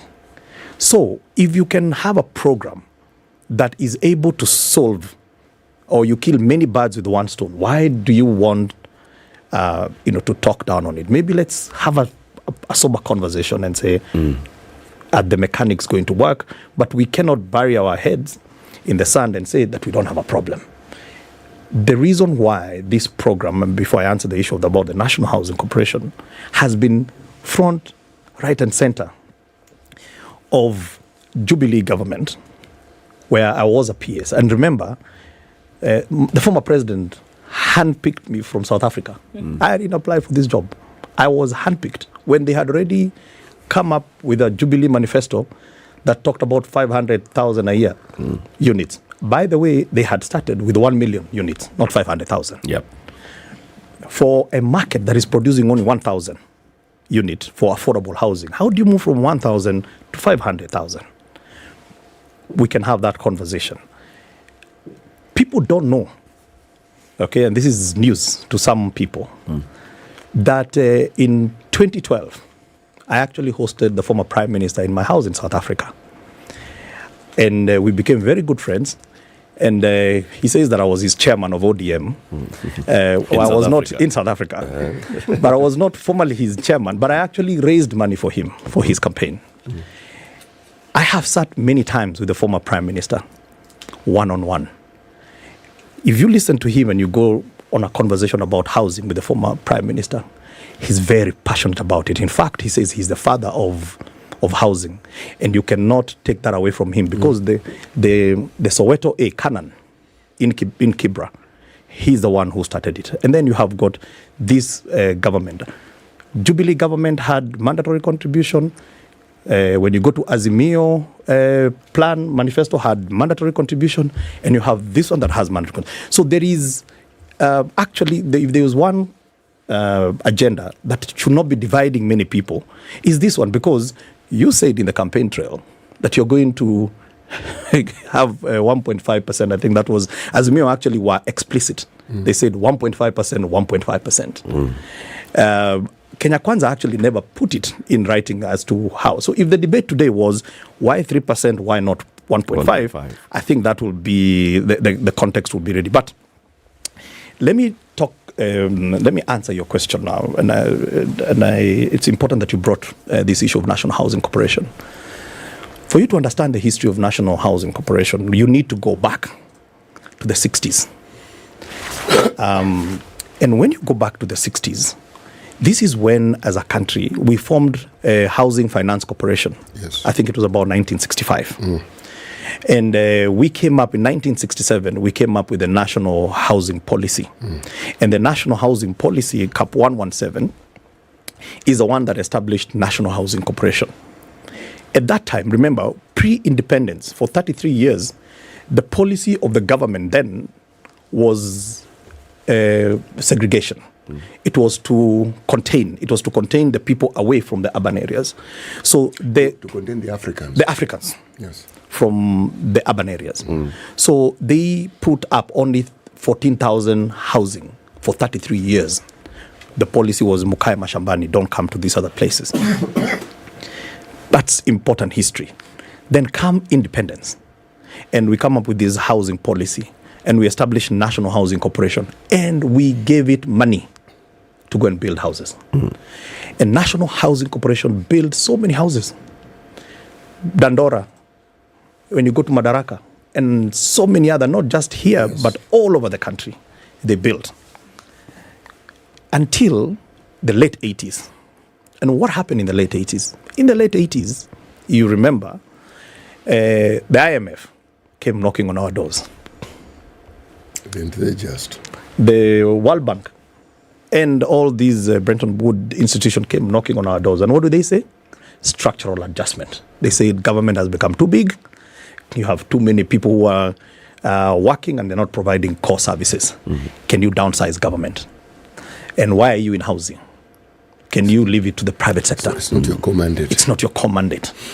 And from that day, and you can check in the budget today, because we are in the budget season, National Housing Corporation has never received a cent from government. So from the 80s, we technically left everything to the private sector. And we exited from that. Around the same time, the UN was starting to see a very big problem. This thing called urbanization.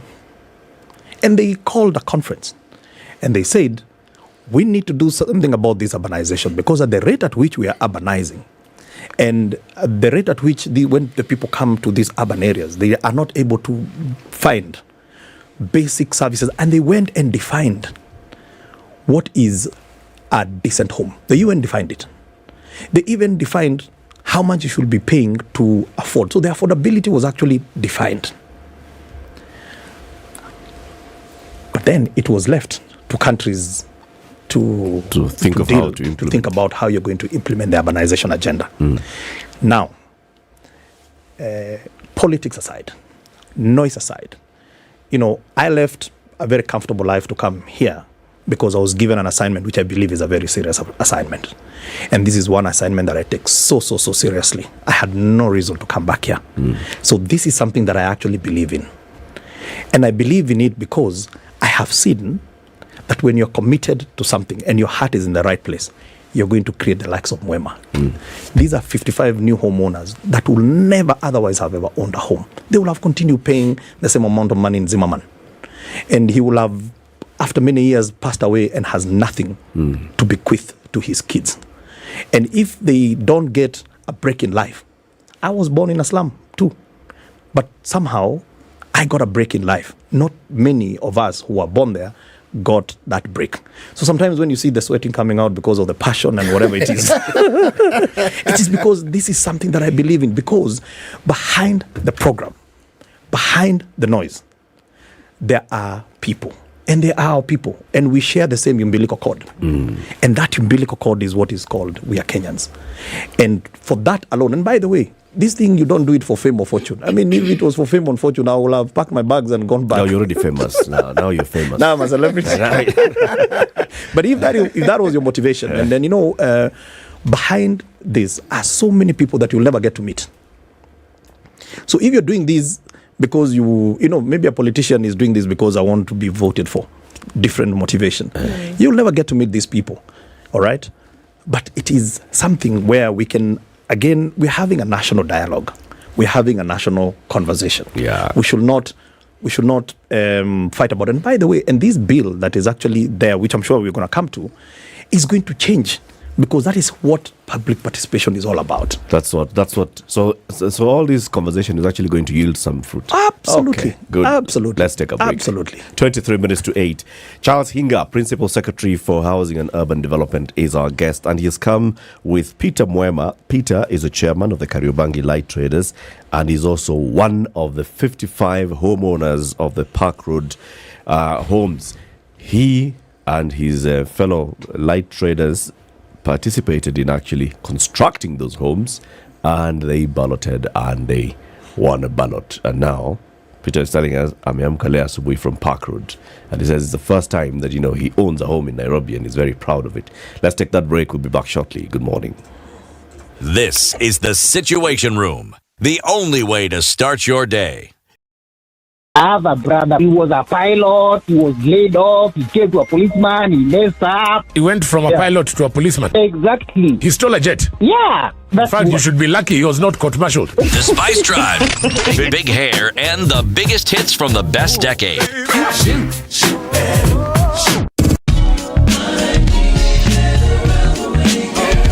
Indeed, it's all about hashtag Spice Drive, hashtag Quatch, KWACH, 3 to 7 in the PM. The Spice Drive, only on 94.4 Spice FM, Nairobi. Damn.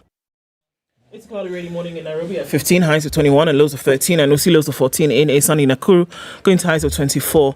22 will be the high in a sunny Nyeri at 15, and it's 10 and sunny in Eldoret, highs of 24. Cloudy conditions in Mombasa at 23, and it's cloudy at 24 in Malindi, highs of 29. It's 19 and sunny in Kisumu with highs of 30, and we'll see highs of 27 in a sunny Kakamega at 15. It's 20 and sunny in Kampala, highs of 28, and we'll see highs of 30 in a sunny Dar es Salaam.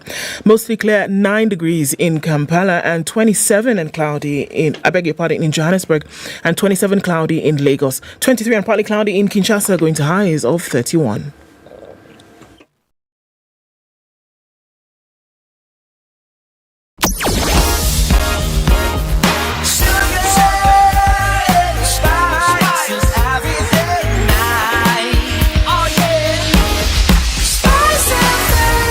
spice up your life. The weather's slowing things down this morning. We're going to see heavy traffic, however, on North Airport Road. It's going towards the Eastern Bypass and then touching on Outer Ring at the same time. Coming off Thika Superhighway in between the junction at Allsops, then into the city is where most of it is happening. Further along, that seems to have dwindled, and a little bit of traffic is also building up on Kiamburu this morning.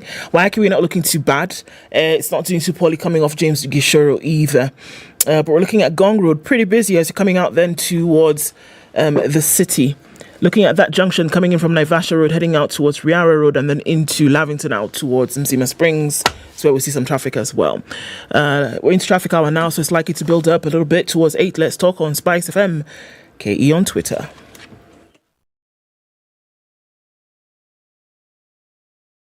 Mature, intelligent talk every morning. 94.4 Spice FM, Nairobi. And Peter Mwema, who is from the Kariobangi Light Traders, and he's here to tell us his journey towards of home ownership. P.S., you've talked about many things, even not just today, but previously. You, the president, and others who talk about the housing fund, you talk about very many things. Employment is a big issue. This one will provide employment. This will address our housing deficit. This will address our savings culture. This will look at home ownership. There's too many things that you're talking about, and sometimes it's not clear what is the primary message. Are you asking people to contribute 3% of their basic income into a savings scheme? Is it putting money so that other people can get employed? So am I doing this as a social move?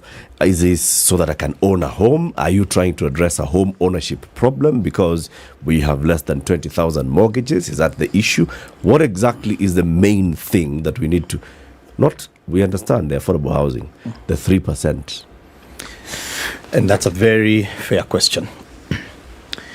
The existential risk for our country today is unemployment. We are in the middle of a global economic crisis as we speak. And you need to go back to history to understand when you're faced with such a challenge where the economy is not doing well, when the economy is leaking jobs, like we did during the COVID time, we leaked a lot of jobs. And we have actually really not recovered, because as we are recovering, then we have this China-Ukraine crisis. What do leaders do? You have got to go back and look at your basket. A basket that has shrunk because businesses are struggling to produce even the revenue that government needs. And you ask yourself the question, what is it we are going to do to stimulate this economy? What are some of the programs that we are going to embark on that are going to stimulate the economy? What is it that you're going to do? Because jobs don't get created because people come for talk shows and morning shows and sit in whatever and talk about economic theories. Jobs get created because you have a plan, a deliberate plan. Jobs get created because you are supporting sectors like manufacturing. So the question is, what are you manufacturing? Because we manufacture things. So what is it that you're going to do tomorrow that you're not doing today that is actually going to spur up that manufacturing? And that is at the crux of why housing. Because we have said, we all agree, almost every household, you probably have somebody that you know that is unemployed today. So we've said we have an unemployment problem. So what sectors should we be supporting? Where should we be putting the very limited dollar that we have now? What program can we put it in? And we said, let's go look at the various sectors that can produce jobs. And at the heart of it is manufacturing. Then you go and look at manufacturing, okay? And you realize that you just can't manufacture for the sake of manufacturing. You must have a market. You must create, and you must be deliberate about creating a consumptive demand. That consumptive demand is what, together coupled with other policies, is what drives jobs. So creating jobs is, you don't need to be a Harvard economist, you just need common sense. Support a sector like manufacturing that produces jobs. Support sectors like cottage industries, where we have warehoused so many jobs. And if they're producing jobs, how can you scale them? Okay. So housing, first of all, answers the first question. Is this a sector that is going to create jobs? Now, when you disaggregate a house from the four walls and a roof, and you go to its constituent components, almost everything in this house is an industry.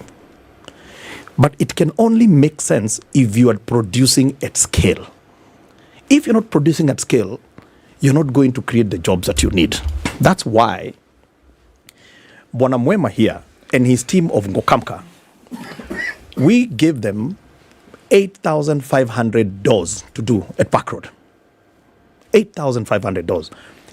Were they manufacturing doors before? Yes, they were. But maybe they were manufacturing 2, 3 doors, 5 doors, and so on and so forth.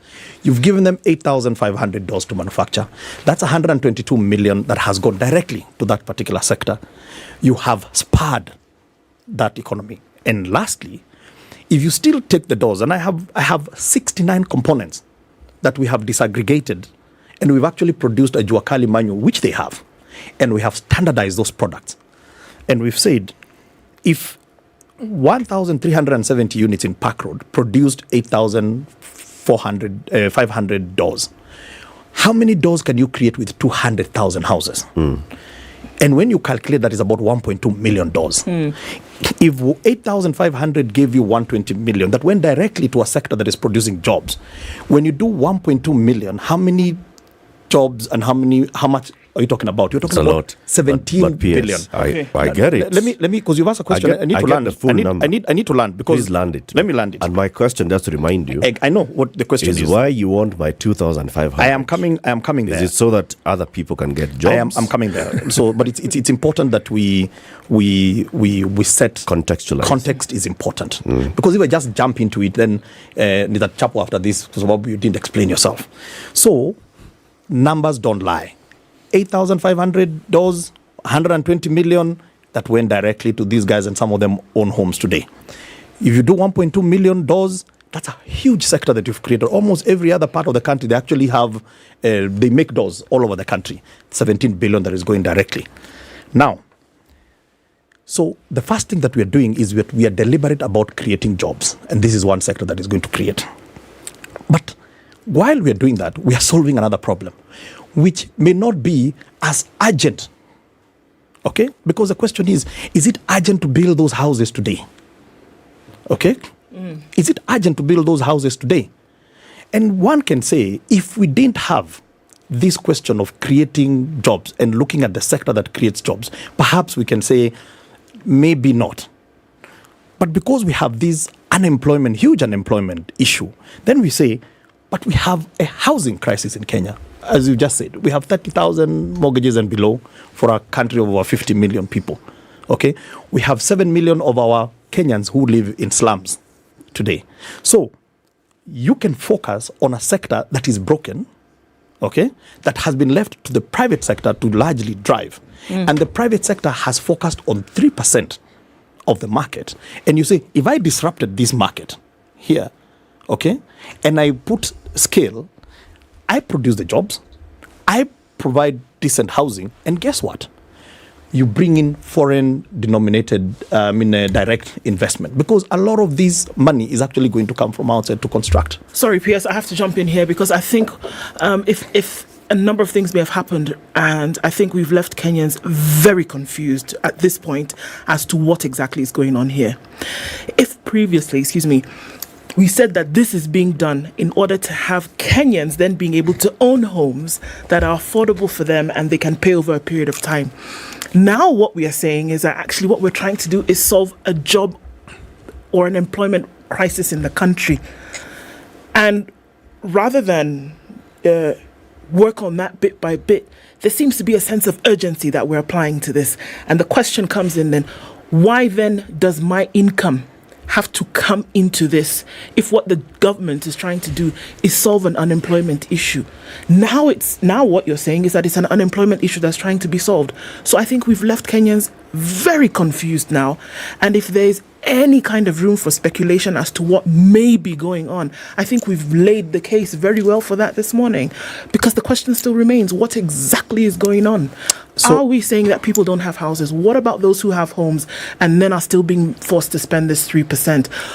This project that was done at Park Road, nobody gave 3%, and there are houses that are completed now and they're living in them today. Why can't the government do that bit by bit? These are the questions. Because it came from budget. It came from budget. Exactly. And now, so the question is, why the urgency, and why can't you do another 100 and keep it going in that manner? Because, and I like the way you've deconstructed it. And again, go back to Jubilee Manifesto. Why did they talk about housing? Read it. Because sometimes they're there. They're in the open. You can Google it and get it. They talked about we have a housing crisis, okay? But they talked about creating jobs, okay? Go to, I don't know, it's called COD then, or I don't know what it was called. What was it called? The one that competed with Jubilee. They had... That was called NASA. NASA, yes, NASA. Okay. NASA. NASA, go and look at it. They had said, we're going to do housing.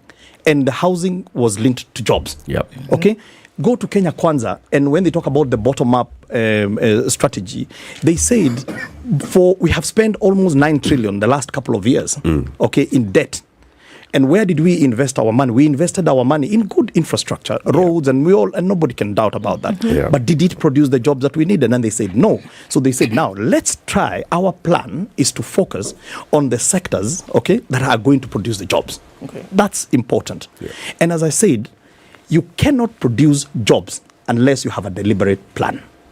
And you cannot produce jobs unless you are investing both money and policy in those particular sectors. So you've asked a very important question. How did you do Park Road? Park Road was done through budget. Okay? Now, let's work out the numbers. If you want to do 200,000 homes a year, okay, at an average of 2 million a unit, that is 400 billion. Okay? Yep. 400 billion. Now, what is the devolution budget? Well, it's the entire devolution budget, actually slightly more. This 400 billion, if you were to go to the exchequer, let's think about it. Because the budget is out there for everybody to see. What is the total income, revenue that we are projected to collect in this coming financial year? Just over 2 trillion. Let's call it 2 trillion. But how much are we paying to service our debt today? It is over 1.2 trillion. That is how much we're paying. You have not funded anything.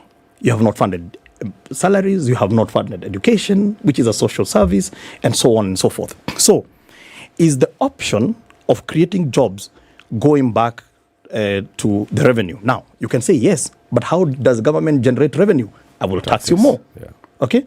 So, it's either I tax you more, or we say, let me go out to the market and borrow. Now, our debt ceiling at the moment is sitting at 10 trillion.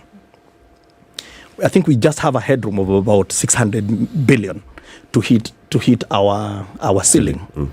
So is that a place where we're already paying 1.2 trillion a year to service the debt? Is this debt going to be sustainable into the future? And that's why you see our agenda is to reduce the debt, because you're producing 2 trillion, you're paying 1.2 to other people's money. Now, then we say, how then can we still, because what is urgent is that we need to produce those jobs. Okay? Now, where are we going to get the money to do that? Okay? We have found a space. And what is that space? That space is saving. It is saving, because we are saying that as a country, okay, as a country, our savings are pretty low. When you compare our savings to GDP, are one of the lowest in the world. Okay? The money that we got from China to come and build the roads here, it is Chinese people's savings. They have saved. Because that's, when you go to the Eurobond, who are the subscribers of that bond? It is people's pension money, okay, in Europe. So why can't we save ourselves, okay, and the money remains yours? Okay, the money remains yours. But the reality of the matter is that we must be able to get the money to invest in the sectors that produce jobs. Okay. The question which is fair is, do I tax? Do I borrow? or do we save together? You save. So And I this am is not a happy- tax. This is the savings. That's how the savings comes in. Okay. NSSF is a savings, right? So people contribute. There is a mandatory deduction. It goes into NSSF. Correct. And the whole idea is at the end, at retirement, you should be able to access it in one way or the other. Correct. And in the meantime, the government and others can borrow, and then the NSSF can invest. All this. Correct. This fund, the National Housing Development Fund, when it's deducted, my money, where does it go to? Who manages it? NSSF is managed by a board of trustees, and the trustees, the contributors are represented there. The workers are there, the employers are there, the government is there, and others who are helping to manage this fund. Correct. What about this fund? It is going to have the same thing, and actually, you've also highlighted what has been our biggest dilemma, and I'll tell you what is our dilemma. That information that you're talking about is going to be released, and why has it not been released? It is because that one is contained in regulations. Okay, if you read the current bill, it says that it will not be implemented until the regulations are in place. Now, without getting very technical, regulations cannot supersede the statute. Of course. Okay? So you cannot release regulations when you have not amended the statute. So the reason why you have not seen us put out the governance structure, which I am happy to share with you, okay, is simply because, as we speak, the statute has not been amended. We must go through the finance bill, amend whatever constituent statutes that you need to amend, and then operationalize the housing fund. So the first thing is that the housing fund, as it is right now, is the governing statute, is the Housing Act, Cap 1117. The regulations are going to be gazetted as per Section 27 of that Act, which is by the Cabinet Secretary, and the regulations are going to be there for everybody to see. The main trustees, because this is people's money, and very important is that this money will never see the exchequer. It will never come to the consolidated fund, because this is not GOK's money. This is our money, the people who are contributing. And by the way, there are two schemes. There is the mandatory scheme and there is a voluntary scheme. Both of them are members' money. So who are the representatives of members? Who are the members? The members are employees. Who represents the employees? You have unions, okay? So KOTU, you have the civil servant, union, which is not part of KOTU. You have got some of the big unions, KUPPET, and NAT. And then you have got the other sectors. You have financial, lawyers, built environment, and so on and so forth. All those are going to form part of the trustees. And I can tell you, that money will never, ever, say, for example, be diverted to go and pay pending bills or pay for subsidized petrol and so on and so forth, even if there is a crisis, because this is members' money and it has rules.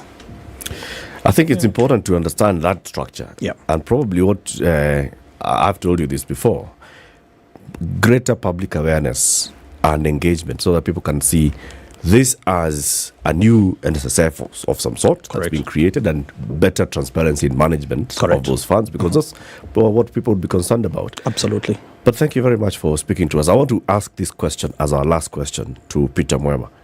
Peter, yes, do you understand the National Housing Fund, this Housing Development Fund? Okay. Do you understand it? I don't understand it so much, but in our view, as a Njuakali, there's a way actually we understand it. We are taught there's houses to be built, many in Kenya, which is I've seen. Yes. We have the houses where we have signed the MOU. Shauri Moyo. So when and the Stare. When your members contribute, I'm coming to there. Shall they own a house? I'm coming to there. Our members right now, they are contributing the money, whereby we are giving in one basket at our bank called HFC Bank, Nyumba Yangu account, whereby we are waiting the government to guide us where this money is going to transfer. You see, to our level understanding as a Njuakali. Our money with Njuakali, we have it. people are saving because actually we are lobbying to the government to give Juakali or wherever the houses are going to build 10%, because why? We have tested the sweetness of the house. To be the homeowner. Thank you very much, Peter, for joining us today. We're going to have another conversation at 9 a.m. We'll open it up and actually now engage, and you should be somewhere around so you can hear what the people will be telling us, their understanding of the house. I'm happy to call me. I can dial in. Ah, yes, you will do that. Okay. 8 a.m., time for the news. Lawyers are today expected to file a petition in court to prevent the Office of the Registrar of Societies from shutting down the charge for alleged non-remittance of taxes. Speaking after the anti-terrorism police unit officers raided Ezekiel's church in Mavuini, Kilifi County, the lawyers Dunstan Omari and Cliff Ombeta said the allegations against their client are baseless.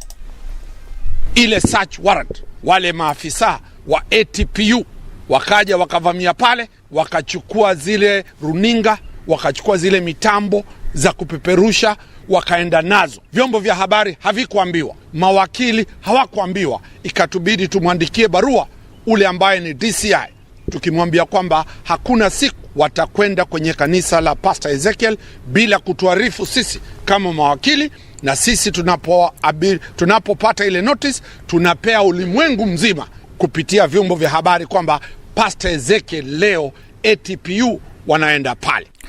Siaya Deputy Governor, who has been at loggerheads with his boss James Orengo over alleged mismanagement of the county, has been expelled from the Orange Democratic Movement Party.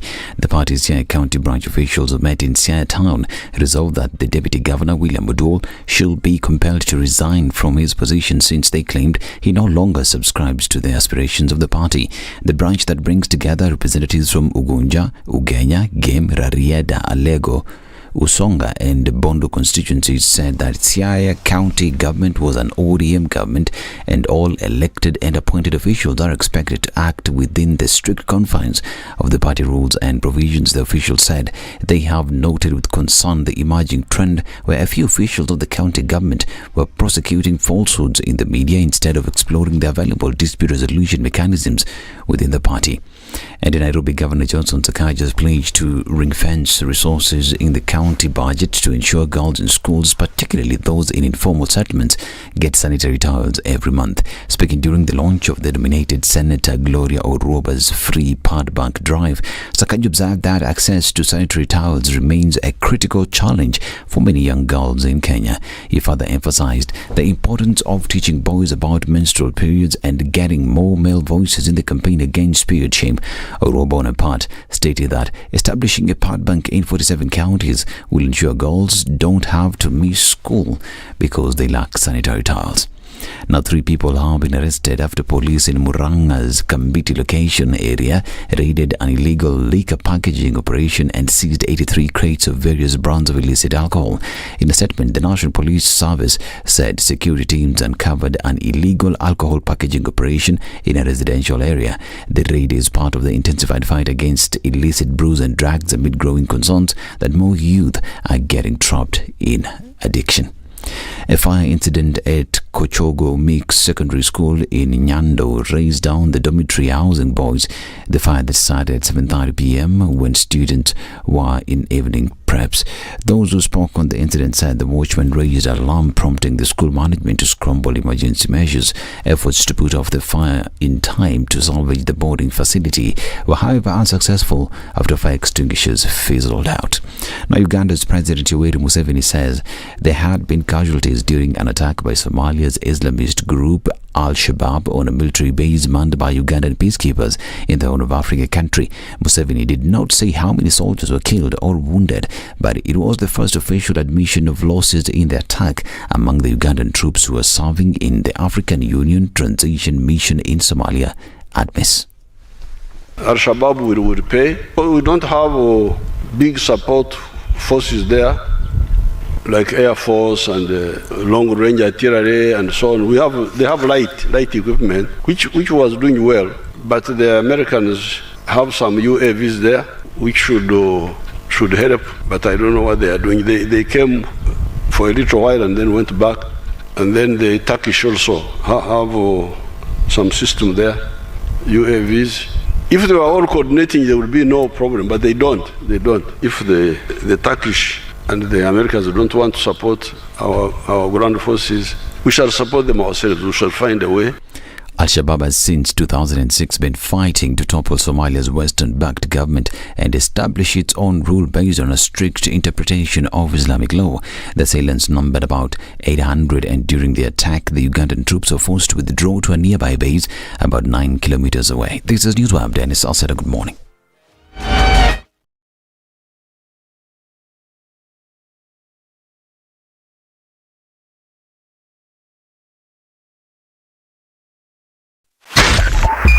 .5 Spice FM, Kisumu. All right, if you're trying to get away from Gong Road, or rather Jogo Road, to get into the city, and you decided to go via way of Lunga, you're going to get stuck on the Likoni interchange, which then connects the southern bypass to the rest of the city. If you can get beyond that and onto the southern bypass, you'll be fine all the way into the CBD. It'll be a long route, but you will not be stuck in the traffic that is now on Uhuru Highway getting into the city. And you don't have to go back then to Jogo Road, where there's traffic going all the way to Landis and then out towards Haile Selassie. Okay.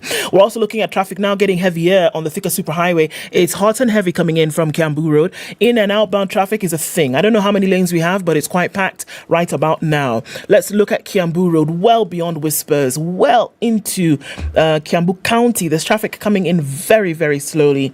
And we're also looking at traffic then coming off of Kitisuru, Limuru Road.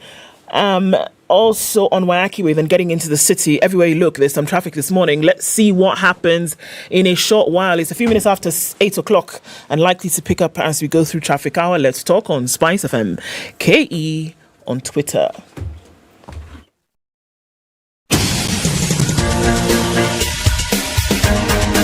This is The Situation Room, the home of hard-hitting political commentary and penetrating insights about the state of the nation. This is a talk radio experience like no other. The Situation Room, a place for hard truths, debates, and elevated conversations. The Situation Room, witty, political, engaging, deep, controversial. In the room, we have C.T. Muga, researcher, academic, seasoned political observer, a fountain of wisdom in these politically uncertain times. Ndu Oko, Nigerian by birth, Kenyan by choice, communications expert, Pan-Africanist, a truth seeker and believer in people power, and Eric Latin, agent provocateur, the man in the chair, seasoned journalist, news hound, a man who believes in punching up, not down. This is The Situation Room. It is 7 minutes the after only 8. way Good to morning. start Welcome your to day. The Situation Room. This is Kenya's biggest conversation. The conversation about housing and the housing levy will continue. The housing, let's call it the housing fund, and the 3% proposed 3% housing fund. It'll continue at 9 a.m. We'll open up the phone lines. PS Charles Hinga says, okay, he'll be back at 9 a.m. to listen to you as you talk about it. We're gearing up towards June, and what's happening in June is number one, KTN Home will be relaunching some brand new programming, some new exciting shows, things to look forward to whenever you're coming home and tells you, welcome home. KTN Home. Watch out for this brand new programming from June. Also, this month, on the 3rd of June, which is this Saturday, the Matter Hat Run, the annual one, takes place. And it's a special one, isn't it? Because what it does, it raises money for children who are born with congenital heart disease or those who have any other acquired heart disease and really cannot afford the treatment that they need, whether it's in terms of surgery or otherwise. So the annual Matter Hat Run makes sure that these children then can get the funds to get that treatment and live a little bit longer. How can you participate? You can buy the merchandise, 1,000 shillings for a t-shirt, 500 shillings for a cap, or 300 shillings for a wristband. Buy all three, why not? And then participate in the run that takes place this Saturday, the 3rd of June 2023, making sure that 120 million shillings can be raised to service over 100,000 children. Indeed. We have a guest who's joined us in the studio for a new conversation. Ambassador Macharia Kamau is currently the special envoy of the East African Community Facilitator for the DRC, former President Uhuru Kenyatta. And he is, of course, the immediate former Principal Secretary in the Ministry of Foreign Affairs. And before that, he's worked in diplomatic missions all over the world, including at the United Nations, where he did many things. Balozi, good morning. Good morning. Welcome to Kenya's biggest conversation. We call that the hot seat of the Situation Room. It's an honor to have you there. Just make yourself comfortable. We'll be very diplomatic with you. Thank you. We'll start, for example, with an African proverb. CT? Yes, our proverbs for this week come from the country of Madagascar, the second largest island country on the planet. Govern the country as you would roast a crocodile on a spit. Govern the country as you would roast a crocodile on a spit. Yes, that's their proverb. Ambassador Macharia, what do you understand in this proverb? I have absolutely no idea. I would imagine, though, that it means that one must be extremely careful when governing a country, because the consequence of not succeeding in your attempt to roast the crocodile could be consequential, and in fact could cost you your life. So govern a country carefully. You must be aware of any consequences should you fail. That is right. All right. Consider before roasting the crocodile, you actually have to capture it. Yes. And skin it. There are those little details. Yes. Now that process, if one was to be kind, can be tricky. So think through. Yeah, the roasting is at the tail end of this conversation, but in between, before you get there. Yes. The entire journey. Ambassador Kamau, there's a lot that you're doing now as a special envoy of the EAC facilitator. First of all, it's called the Nairobi Peace Process. Yes. And we've been seeing the conversations on what's happening in the DRC. Just take us through the work that's been done so far. First of all, why the Nairobi Peace Process? First of all, thank you very much for having me here. It's great to be here on Spice FM. The first thing I'd like to say is that the official name is the East African Community-led Nairobi Peace Process for the Restoration of Peace and Stability in the Democratic Republic of Congo. It's a long title. Yeah. But it's a very important title because it sends the signal that this is a community effort led by all the heads of state in East Africa. So that's the first thing. Secondly, we call it the Nairobi process as a shorthand so that we can get people to quickly understand what we are trying to do. The process commenced last year. Everybody forgets that it's only been a year. And within that 12 months, there has been incredible developments. In fact, monumental developments, if you look at this in a historical context. In reality, the Eastern DRC has been in turmoil for over 30 years. Yeah. Hundreds of thousands of people have lost their lives, if not millions. There has been incredible damage to property, to infrastructure, and basically a cessation of development as we know it in the rest of the continent because of the consequence of these years of fighting. So you can imagine a country like ours not having seen any peace or stability for 30 long years. And then we started with the initiative of His Excellency President Uhuru Kenyatta then, and the current and still remaining President of the Republic of the DRC, President Felix Tshisekedi. And together they decided that they would try and work to see if they could accelerate this process of bringing peace to the DRC, in spite of all these efforts that had come before them. And they convened 3 conclaves with their other counterparts, the other presidents of Eastern Africa, and very quickly came to the conclusion that if they came together as leaders of East Africa, they could pull this off. They could bring peace to the Eastern DRC. And they have formed and initiated a process, which, as I said, has a very long name, but we now call it the Nairobi process.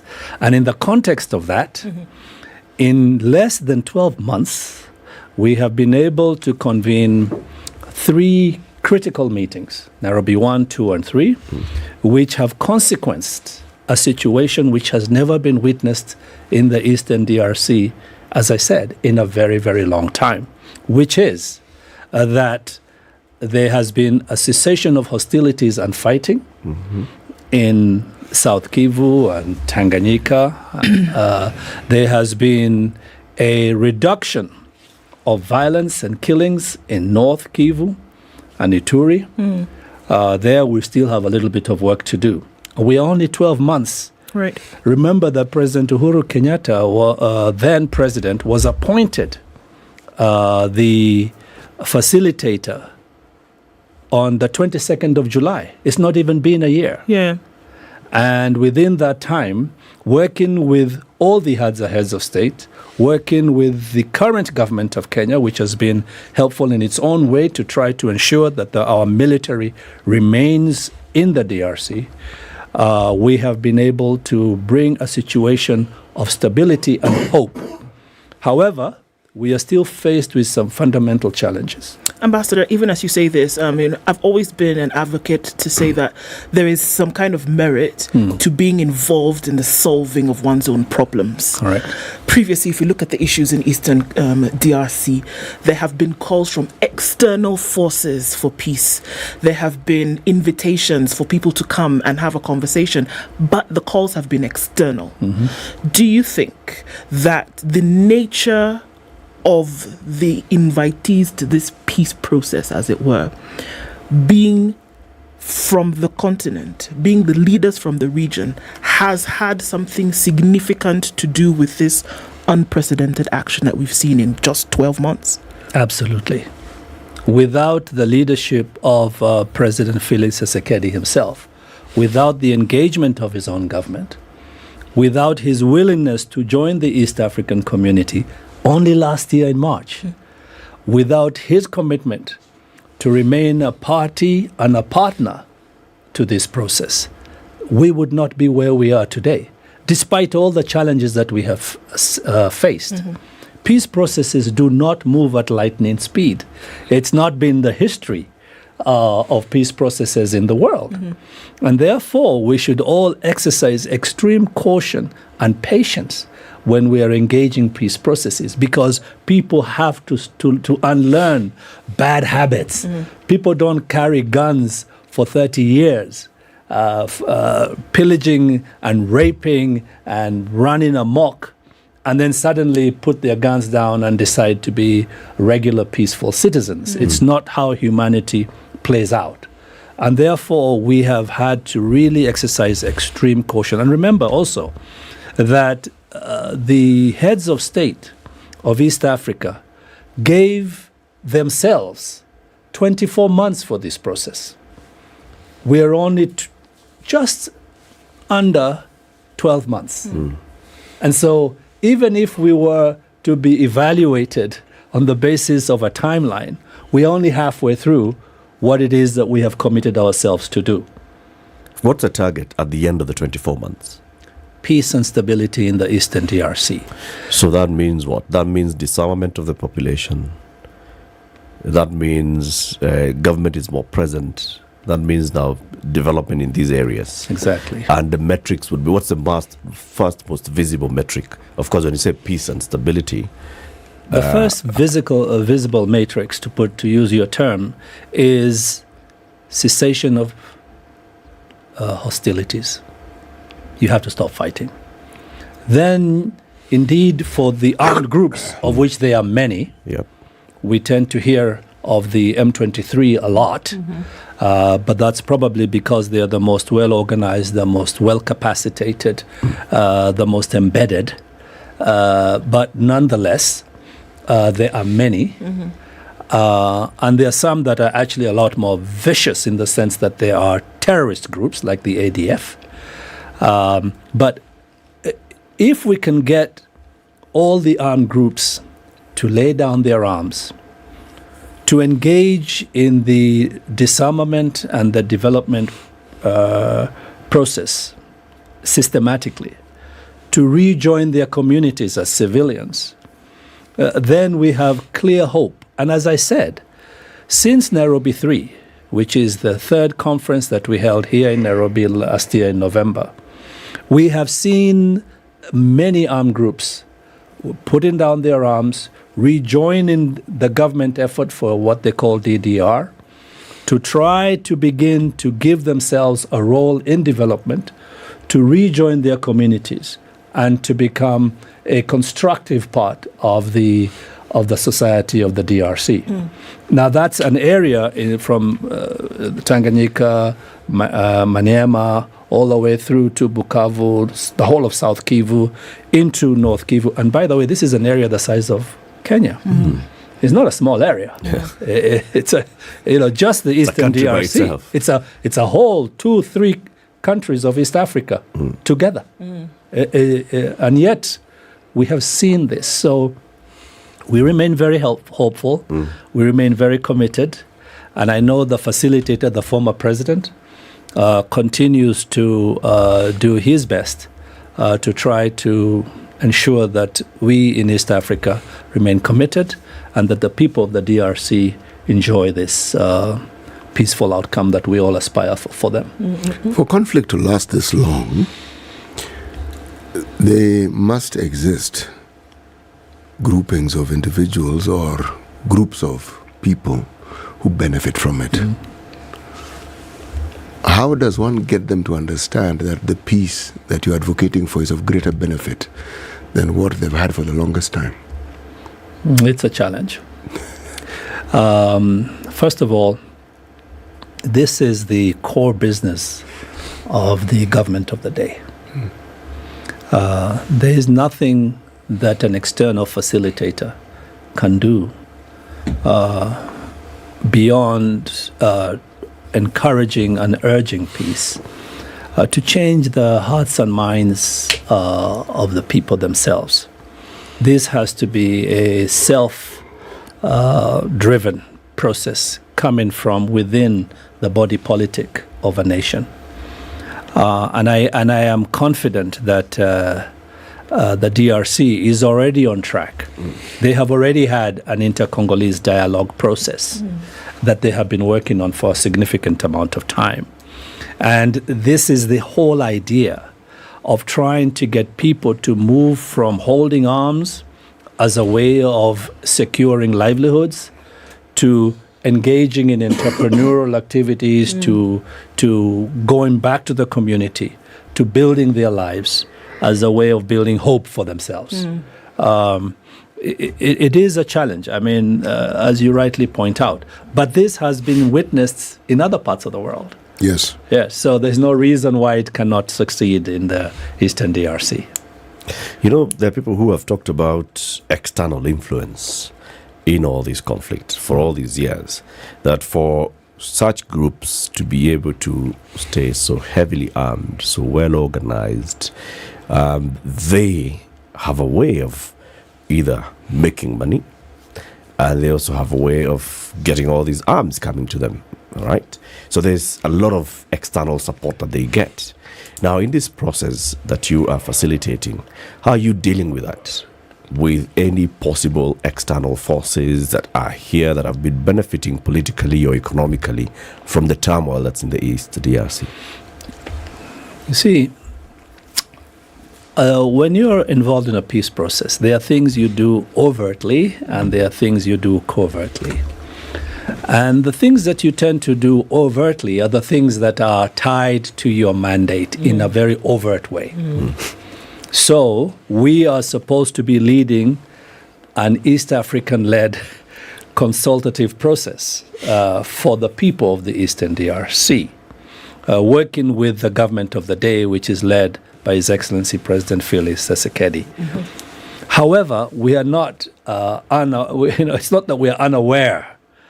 The Eastern DRC is honestly a geological and phenomena.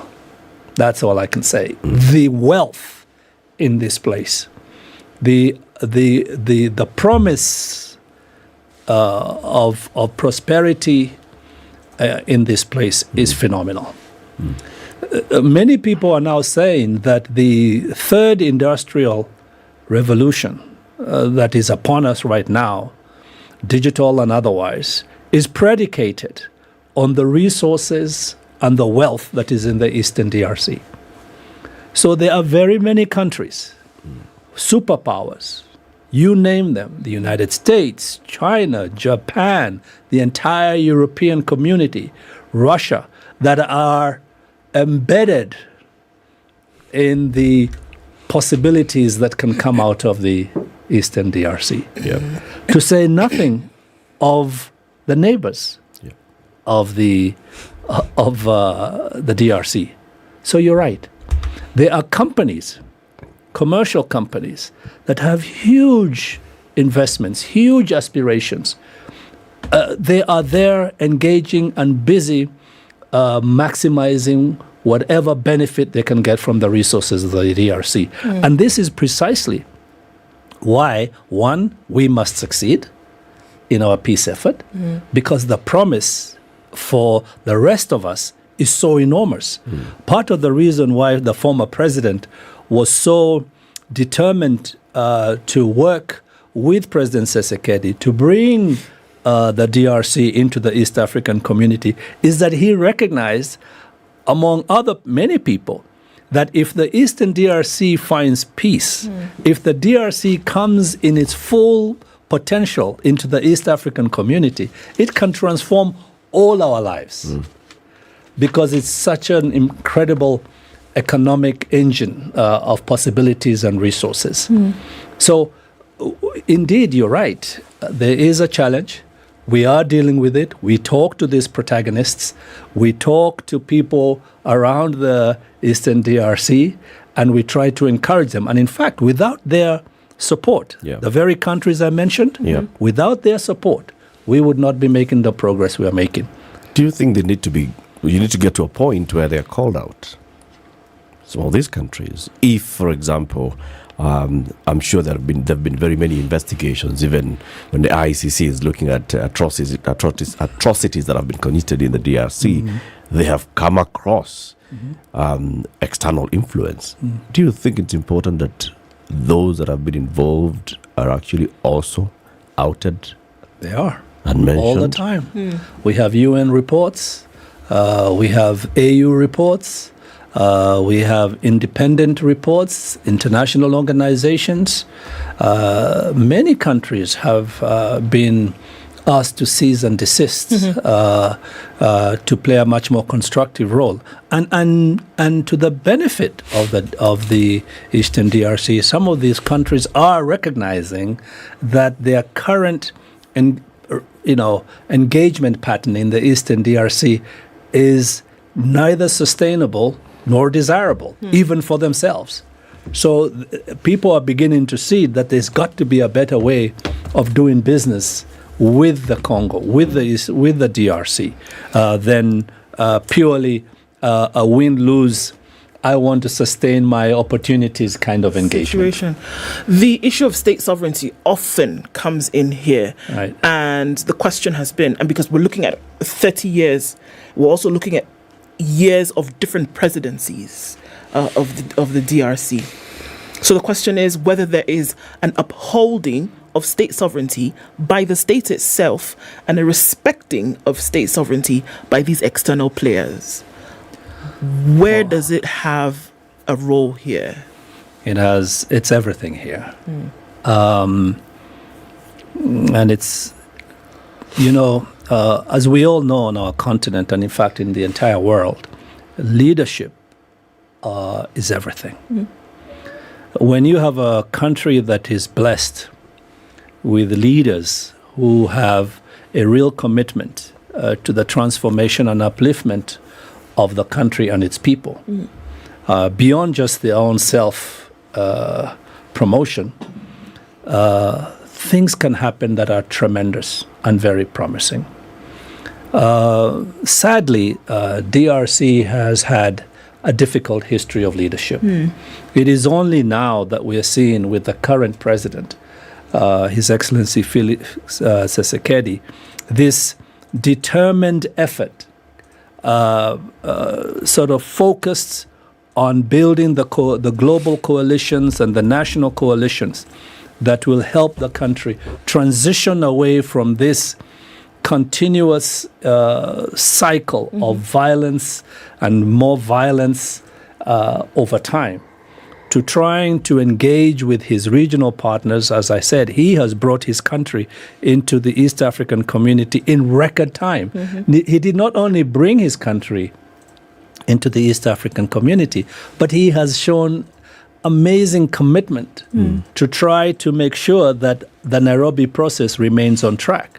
Despite the fact that recently we have heard certain worrying comments about disengagement with the East African military forces there, I think the overall momentum and the overall commitment is for peace. And therefore, you're right, leadership is crucial. And in this case, I think we are seeing an opportunity for the DRC to enjoy leadership that might just get it round the corner and get it to be able to, rise as the superpower that it will be one day on this continent. Right. Now let's take a break. It's 8:30. This is Kenya's biggest conversation. Ambassador Macharia Kamau is our guest this morning. He is currently the special envoy of the EAC facilitator for the DRC, former President Uhuru Kenyatta. He is here. He's told us about the progress that's been made so far in the Nairobi process. So it's a long one. It's the East Africa Community-led what again, Ambassador? Nairobi process for peace and stability in the Eastern DRC. There you go. He's also been a former Principal Secretary for Foreign Affairs. He served as an ambassador in various posts. We'll talk about that as well and all the lessons that he's learned in the very many years that he has done serving the country. Time for that break, Ndu.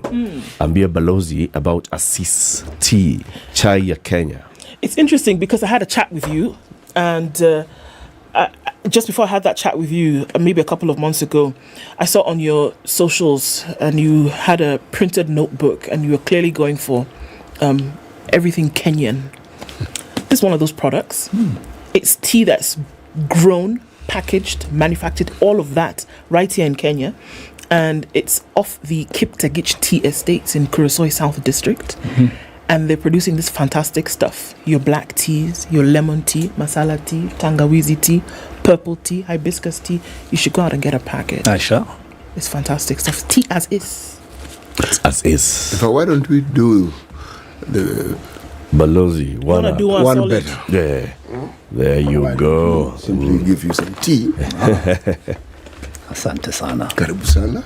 I was beginning to complain when I was out there. You've got the various Standard they don't even bring you a cup of tea. And now here they invite you early in the morning. We give you more than just a cup of tea. Time for that break. We'll be back shortly.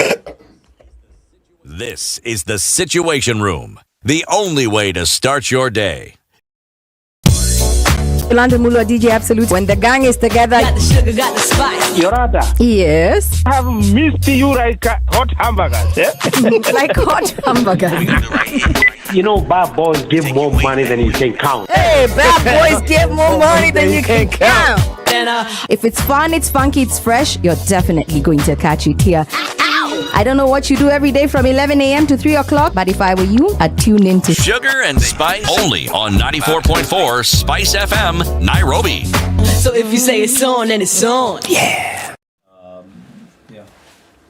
All right, partly sunny conditions. We're now at 14 in Nairobi, highs of 21. We'll see highs of 25 in a sunny Nakuru. And it's sunny at 15 in Nyeri. 14 and sunny in Eldoret, going to highs of 24. And at 23, it's sunny in Mombasa. Rain showers in Malindi at 24 and sunny at 21 in Kisumu. 18 and sunny in Kakamega will go to highs of 27. It's sunny at 23 in Kampala, highs of 28. And we'll see highs of 30 in Dar es Salaam, where it's sunny at 26. Looking into Johannesburg, it's sunny at 9, highs of 20 and 27 and cloudy in Lagos, going to highs of 31. Kinshasa will see highs of 23, going to highs of 31.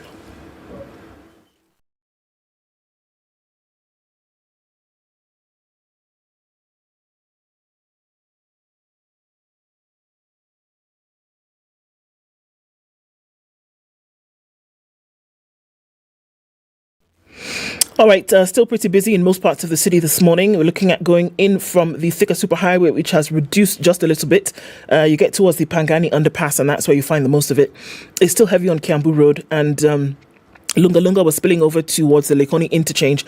Folks trying to get towards the southern bypass to get into the city.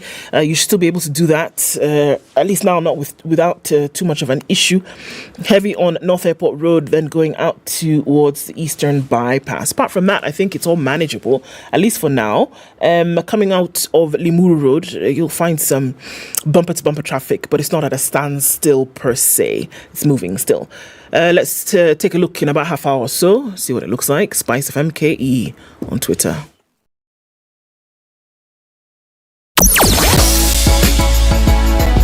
Sugar and spice and everything nice. Spice FM. Spice up your life. Mature, intelligent talk every morning. Spice up yourself.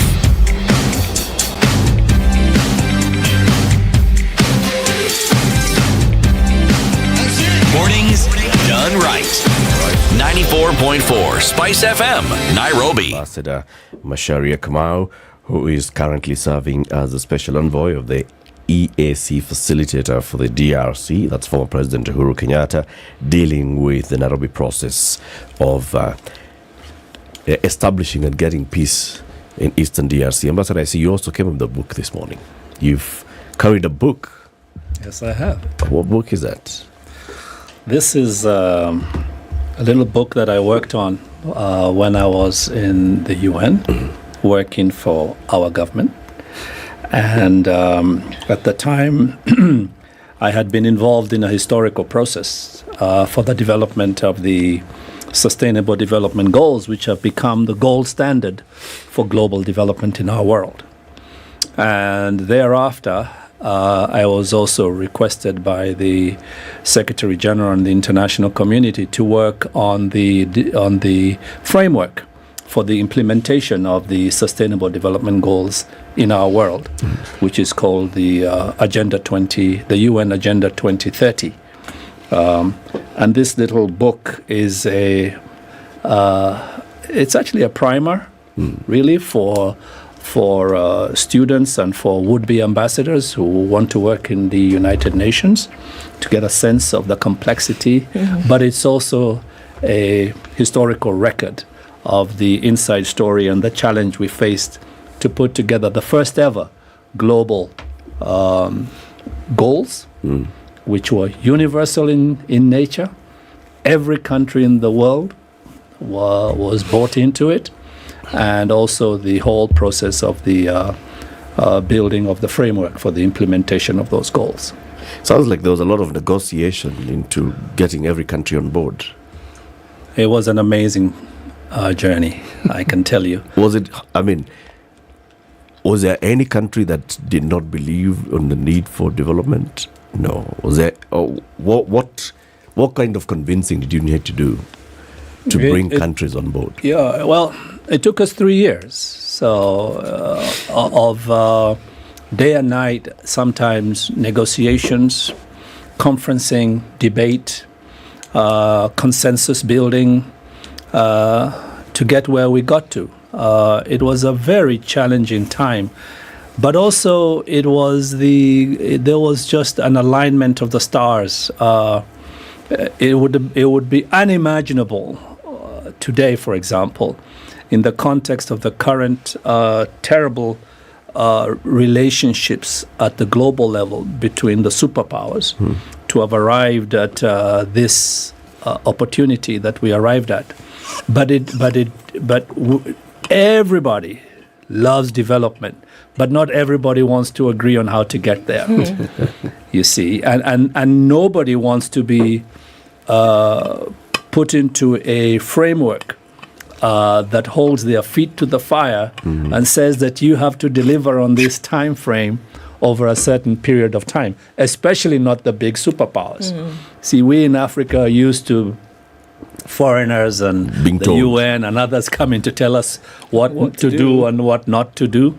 But they don't like it when we turn those tables and begin to say, well, fine, there is a real challenge for development for all of us. And when we finally began to convince the global community that development was a universal project, that every country has developmental challenges, every country. And we finally began to characterize that in a way in which every country saw themselves in the Sustainable Development Goals and saw themselves in the framework. And then we said, now you go out back to your countries and develop your national development targets to achieve these goals. So we're not going to set those targets for you, but we're going to give you the overall Sustainable Development Goals to be attained by all nations, and every country has to ask itself what's going to be its contribution to the achievement of those goals by succeeding in their own country. And once we got people to accept that narrative, then we began to make progress. And finally, many years into the negotiations, we got the nations of the world to sign off on these goals and the 2030 agenda, and the rest is history. Indeed. To have this kind of conversation where you look previously, I mean, even in the way in which our language is about how we demarcate the world, there's the global north and then there's the global south. And it always seems as though the global north would dictate what was to be done, what was to be heard, and how people would speak in the global south. But it seems, though, that through a lot of processes such as the one that you've just described, and possible conversations that will take place in the near future and moving forward, whether it is the climate agenda, whether it is the development agenda, whatever that may be, and how now nations are becoming interested and vested in the development that takes place inside and outside. How do you see those conversations changing, coming from a place where you've seen these conversations happen, where the dictatorial, almost patronizing, those are the adjectives I choose to use, manner of negotiations and diplomacy took place, and now going to a place where people actually know what it is that they are bringing to the table? How do you see the world's conversations changing as we go forward? I can tell you that the world conversation has truly changed.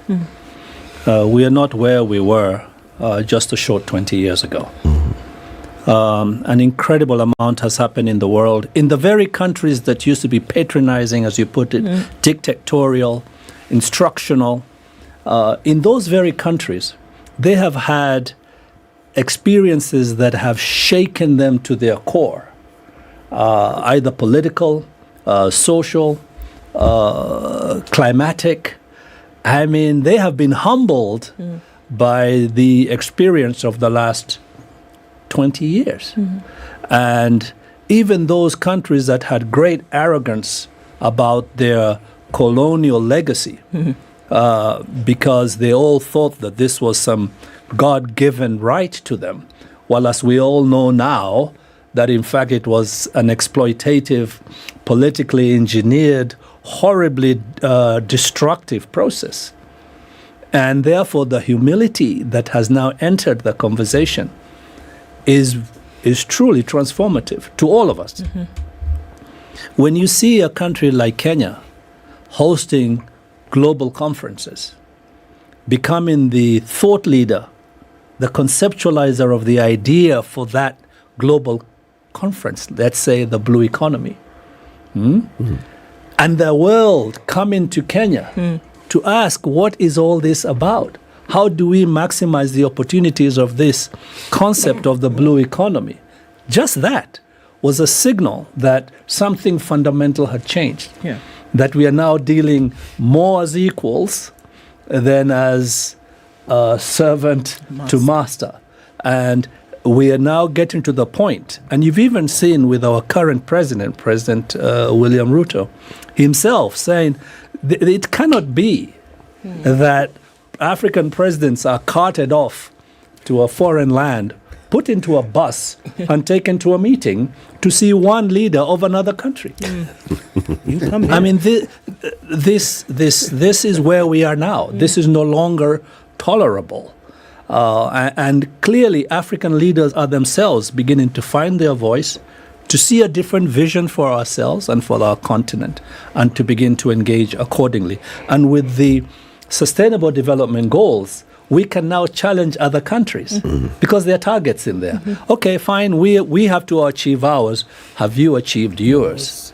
And are you working on how you treat women in your society? Are you working on how you treat minorities in your society? Are you giving equal opportunity to your people in your country, even as we are challenged to try to overcome our colonial legacy, while at the same time trying to get rid of the very same challenges for women, youth, and children in our society? You know, there's a very pleasant discussion that we've had in this country. That was the role we played and the eventual position we had in the Security Council. Because for the longest time, that was a conversation we believed only took place when you're referring to the really, really, really big economies. How did we get there? We got there. It's actually a very good question, by the way, because people think these things happen willy-nilly. You know, it's like falls like manna from heaven. It's rotational. You know, this door comes. You know, they have no idea that Kenya took the world by storm, not only because we ended up in the Security Council, but because we had a game plan and we executed on it. I mean, this is not what African countries are known for on the international platform. They will get there because it's their turn, but once they get there, they will become either pawns of other nations, or rubber stamps, of other nations, or they'll just sit there, in some cases unbelievably, and say nothing. But not Kenya. Kenya went in, we had a clear game plan, we were transparent and honest about it before we went in. We mobilized global support for our candidacy around those issues. We got people to be excited about them, and this cut across all nations. It wasn't just African countries. We had a vision for let's say countries as far away as Colombia. Imagine the idea of an African country envisioning a different future and a different opportunity for a country on a different continent based on solidarity. And you saw the vice president of Colombia here the other day. This wasn't by accident. No. People really do have to appreciate that these are the consequences of strategic thinking, of strategic policies, of the execution on those policies on multiple platforms, not just in the Security Council, but at the UN and in many other places. And he also witnessed what we were able to do during COVID. Again, we have clear amnesia about certain things. Maybe COVID was a terrible experience and we'd all rather forget it. But to be honest, the way in which we came together at the moment in history when we were all, we had our back to the wall as a world, as a nation, and as humanity, when we were all facing an existential threat that we all recognized could really create havoc on our world. And we were in the council at the time. And we managed to coordinate actions and activities within the council that made sense of the challenges that we were facing as African countries. And we then reached out to the Caribbean and to the Pacific, you see, and worked with them because they were in the same box as we were. We turned health into a global security challenge, and we were able to discuss it in the UN Security Council. So, great question, but it wasn't by accident. It was a lot of hard work, I can tell you. How do internal ongoings of nations affect international global conversations? We can be out there, can be out there advocating for certain things, sustainable goals, and saying these things must be done. And you know about the challenges that are, internal to any country. You could be here having the conversation here, be South Africa, Egypt, wherever. knowing the challenges of governance, knowing the challenges of some things that we face like corruption and underdevelopment, how does that affect conversations then that are had on a global scale? You know, I'm beginning to think I should come off into Spice FM. I love the line of questioning. You see, one of the great successes that we managed to achieve in the process of doing the Sustainable Development Goals, and that's why this book is called Transforming Multilateral Diplomacy. It's a terrible title, but the point we were trying to do is to send a certain message that in putting together these Sustainable Development Goals, we transformed multilateral diplomacy. Yes. And by this I mean the following. Until then, all these global debates were held by nations. 4 nations, by bureaucrats and technocrats from capitals who would go to the basement of the UN and negotiate into the wee hours of the night, and whatever they agreed upon in there would then become the blueprint for global development. That's how the Millennium Development Goals were evolved. I was involved in that, so I remember. There are many, many other statutes and agreements and all kinds of treaties. That's how they're done. For the first time, we said, and we were able to convince the governments of the world that the United Nations is more than just a destination for governments. It is also a destination for people. It is also a destination for organizations and for companies and for the private sector. And so for the first time we had thousands, and I mean that literally, of organizations represented in the debate. It made for a very complex process. That's why it was such a taxing exercise. But it allowed us to bring in the voices of the people, the voices of NGOs, of civil society, of private sector, of scientists, of technocrats of a very high order into the process. That's why the targets here, all 147 of them, are so amazingly transformative if they were to be achieved. Right. Because we work with so many people. Now, to your question, the people who then owned this process became the global community. Right. So, I don't have to go to Zambia or to the United States or to Russia or even to China and convince them and plead with them to take the Sustainable Development Goals as their own. They are signed up. They have now to report on them in July every year and report on them internally to their community, to their constituency, mobilized by their NGOs, and therefore the ownership of the process is theirs. This was almost a sleight of hand on our part, because while they thought they were signing some global thing that maybe they can shelve like they shelved every other little global thing they like to do, suddenly they realize, no, this has consequences in your constituency, at home, among your people, within your politics. That was the genius of this process. And I've always said the world has yet to appreciate where we are with this, because only time will tell. So we don't have to hold anybody's feet to the fire. The setup is so designed, to do this. It's a little bit like our constitution here in Kenya.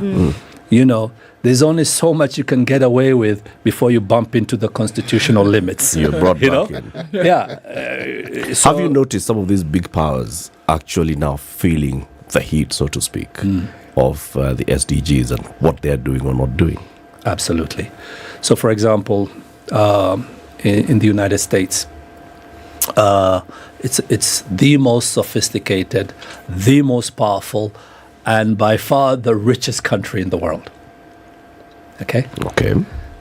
Right there are clear deliverables that are embedded in the SDGs to do with race, to do with gender, to do with equality, equity, to do with pollution, to deal with environmental rehabilitation, to do with the transformation of cities and their impact on climate and climate change in our world, and to become an embedded part of the global community's responsibility on both environment, but also on climate. So, and they speak to these goals themselves.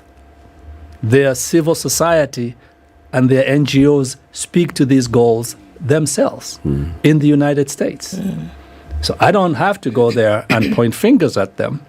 They just have to look at the goal set and recognize where their challenges lie. I mean, again, going back to how these conversations are taking place and evolving over years, if you were to be aspirational in thought, or if you would be predictive, would you see that there would be a merging of the geographical description that has been given to global politic, to global development conversations? Will there be a merging of these hemispheres in the future? That would be amazingly aspirational, but probably not practical under the global geopolitics that tend to dominate our politics in our world.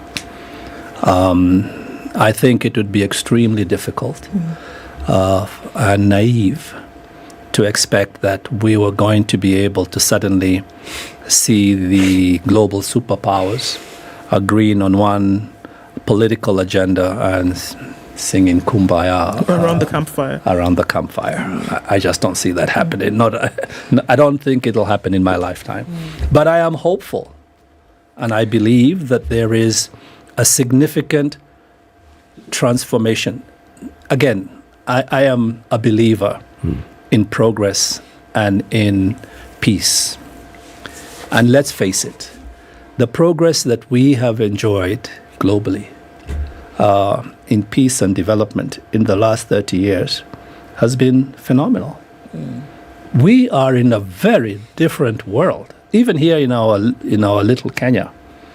When we look at what we have been able to do, despite everything, I mean, tuna mashida mengi. I'm not saying we don't have a lot of problems, but if you look at how far we've come, we had jigger-ridded communities from one end of our country to the other when I was a kid. Okay? Vehicles and what we take for granted, healthcare, free education, primary, secondary, this was unheard of. That wasn't that long ago. Malnutrition. I mean, I used to work for UNICEF. The statistics for Kenya in places like Kwale, Nyanza, some pockets of Murang'a and other places in the north of our country were horrible. Horrible. These things have changed for the better. Yes, the bar keeps moving because obviously the better you do, the better you must do, because the bars keep moving. Right. The way in which women were treated in this society 2 decades ago, 3 decades ago, you didn't see them in vehicles driving around the city. You didn't see them as part of the economy in the way in which you see them today. Things have changed. And if you don't appreciate how far you've come, it's very, very difficult to begin to understand that, there is opportunity here for change. We can do better. Change is available to us. Yeah. We just have to believe and push in the right direction. That's indeed true. Would you say that working in the Foreign Service has opened your eyes to this reality more than if you hadn't? Absolutely. My brother, you and I were in high school together. Yes, we were. I can tell you that I consider one of my almost spiritual experiences. I'm not a theological person. My father was the theologian, but I consider the experience of living and working abroad and coming home as I did every year. I'm not one of these people who left and never came. I used to come home religiously. I'm so loving this, with this country of ours. But every time I could see, oh my goodness, there's something here we're not doing right. Yeah. The little things, not the big things, just the little things. And you begin to understand that society changes because of the little things that individuals are doing. How do you keep your own street clean? You keep your own street clean. This is your responsibility. Yeah. And if you keep it clean, I remember when I first got to Germany, I was just transiting through there. And there were all these little old ladies, everybody who's retired, with a broom cleaning their street. And I thought, well, lo and behold, they didn't wait for the city council, they didn't wait for the truck, everybody cleaned their little part, and therefore everything looked good. From those core responsibilities, from having an education that can teach you to have this social responsibility, what we used to call civic education when we were kids, that has to come back, because that's the promise of success. Ambassador, you must come back. You agree? Absolutely. Very good. Ambassador Macharia Kamau is the special envoy of the EAC, facilitator for the DRC process. Former President Uhuru Kenyatta, former PS. He's a former PS, also former Kenyan representative at the UN and all those other places that you've worked. Asante sana for joining us. Keep it here. More conversations coming up. Time for the news. This is the Situation Room. The only way to start the government needs to suspend the program until Kenya's economy improves. Unajua kwamba lazima ulipe 30%. Kuna NHIF hapo inatolewa, kuna NSSF pale. Haya, ukiingia madukani, hiyo VAT na kungoja, VAT kwa kila kitu ambacho una consume. Wanataka kuongeza tena VAT kwenye mafuta. Na VAT ya mafuta ikipanda, kila kitu kitapanda. Ndugu yangu, Wakenya watapata nafuu lini? Kwa sababu tunaomba tu kwamba kwa sasa, kwa sababu uchumi wetu ni mbaya, tangu corona hatuja recover. Wape Wakenya nafasi waweze kwanza kumudu maisha ya kila siku kwa siku. Ndio waanze kutuzungumzia masuala mengine. Kenya expects to attract investment in at least 11 key sectors as the third Kenya International Investment Conference kicks off in Nairobi today. President William Ruto, who will officially open the 3-day event, will lead Kenya in its quest to increase foreign direct investments from Africa and across the world.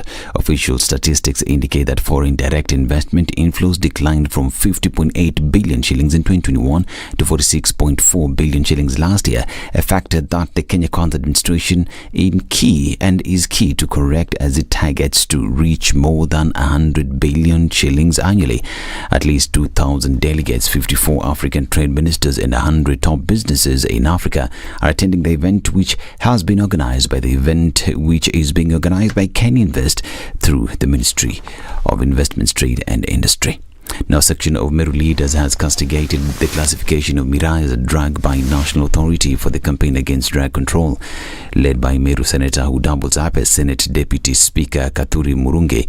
The leaders said that they will table an amendment bill seeking to strike out Miraa from the list of drugs in the country. Speaking in Maua Town, Senator Katuri further said that the region fully depends on Miraa and the government should in turn help them find new markets. Mwenda Ithiri, minority leader at Meru County Assembly, echoed the calls urging the Meru MPs to ensure that they protect the crop. Miraa has been rated third in the latest report by Nakuru on upscaling the fight against alcohol and drug abuse in Kenya. Now, 4 members of the Kilifi County Public Service Board are fighting to keep their jobs after an employee petitioned the local county assembly to remove them from office. Zena Mohammed, a senior officer in the County Department of Environment, wants the board members fired for allegedly violating her constitutional rights during the recruitment of the County Director of Environment. Zena, who was the acting director prior to the enhancement of the recruitment process, is challenging the appointment of Jimmy Kahindi Ya to the position at a time when the Employment and Labour Court had placed a permanent injunction on the recruitment process. And Nigeria's President Muhammadu Buhari has defended his record on the economy and the outcome of a disputed presidential election, saying he was leaving a legacy of credible and fair votes a day before he hands over power to his successor. Buhari first came to office in 2015 after promising to reboot the economy and end corruption and insecurity. But many Nigerians say these issues have worsened under his watch. Incoming President Bola Tinubu's victory is being challenged by his two closest opposition rivals, and today a tribunal will begin to hear the main arguments in the election petition. Buhari said that the February vote had helped entrench democracy in Africa's most populous nation, and that Tinubu, who ran on his ruling party's ticket, was the best candidate to emerge from the election. Now, Commonwealth champion Ferdinand Omanyala suffered his first 100 meters loss of the year when he finished third in a star-studded lineup at the Diamond League in Rabat. American Fred Carley powered to victory in 9.94 seconds, with the former African record holder Simbine of South Africa second in 9.99 seconds, and Omanyala closing the podium places in 10.05 seconds. This is Newswire. I'm Dennis Aseta. Good morning.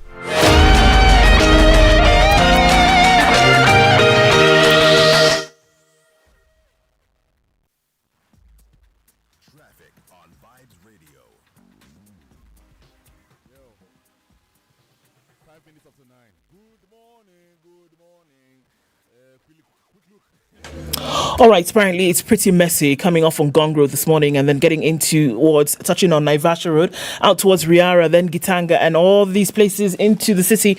It all then spills over towards Waiaki Way, coming off of James Gishuru. So that part is still pretty busy. The rain is coming down, and so it's going to slow things down further. On Cambo Road, we have some traffic, still pretty busy. A couple of lanes there getting towards Muthaiga Square. It will be that way for some time. Uhuru Highway is coming off of the Nyeri Stadium roundabout. That is also still busy right now. So it's Monday morning. It's bound to be this way for some time. Let's keep an eye on things and see what happens after maybe 9:30. Yes. Let's talk on Spice FM. KE on Twitter.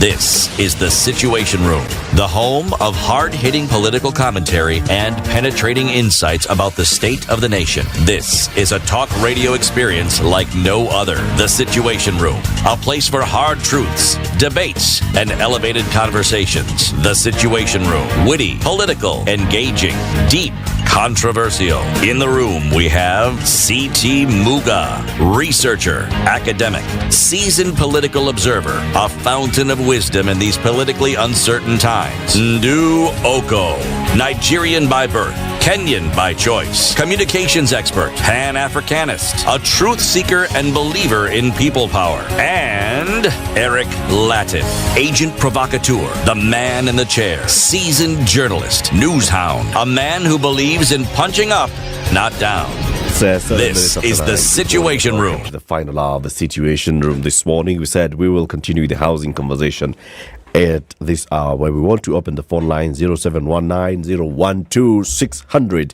Ndu, next weekend, what's happening? This coming weekend, right. What's happening? It's the 3rd of June, and the annual Mata Hat Run takes place in Nairobi.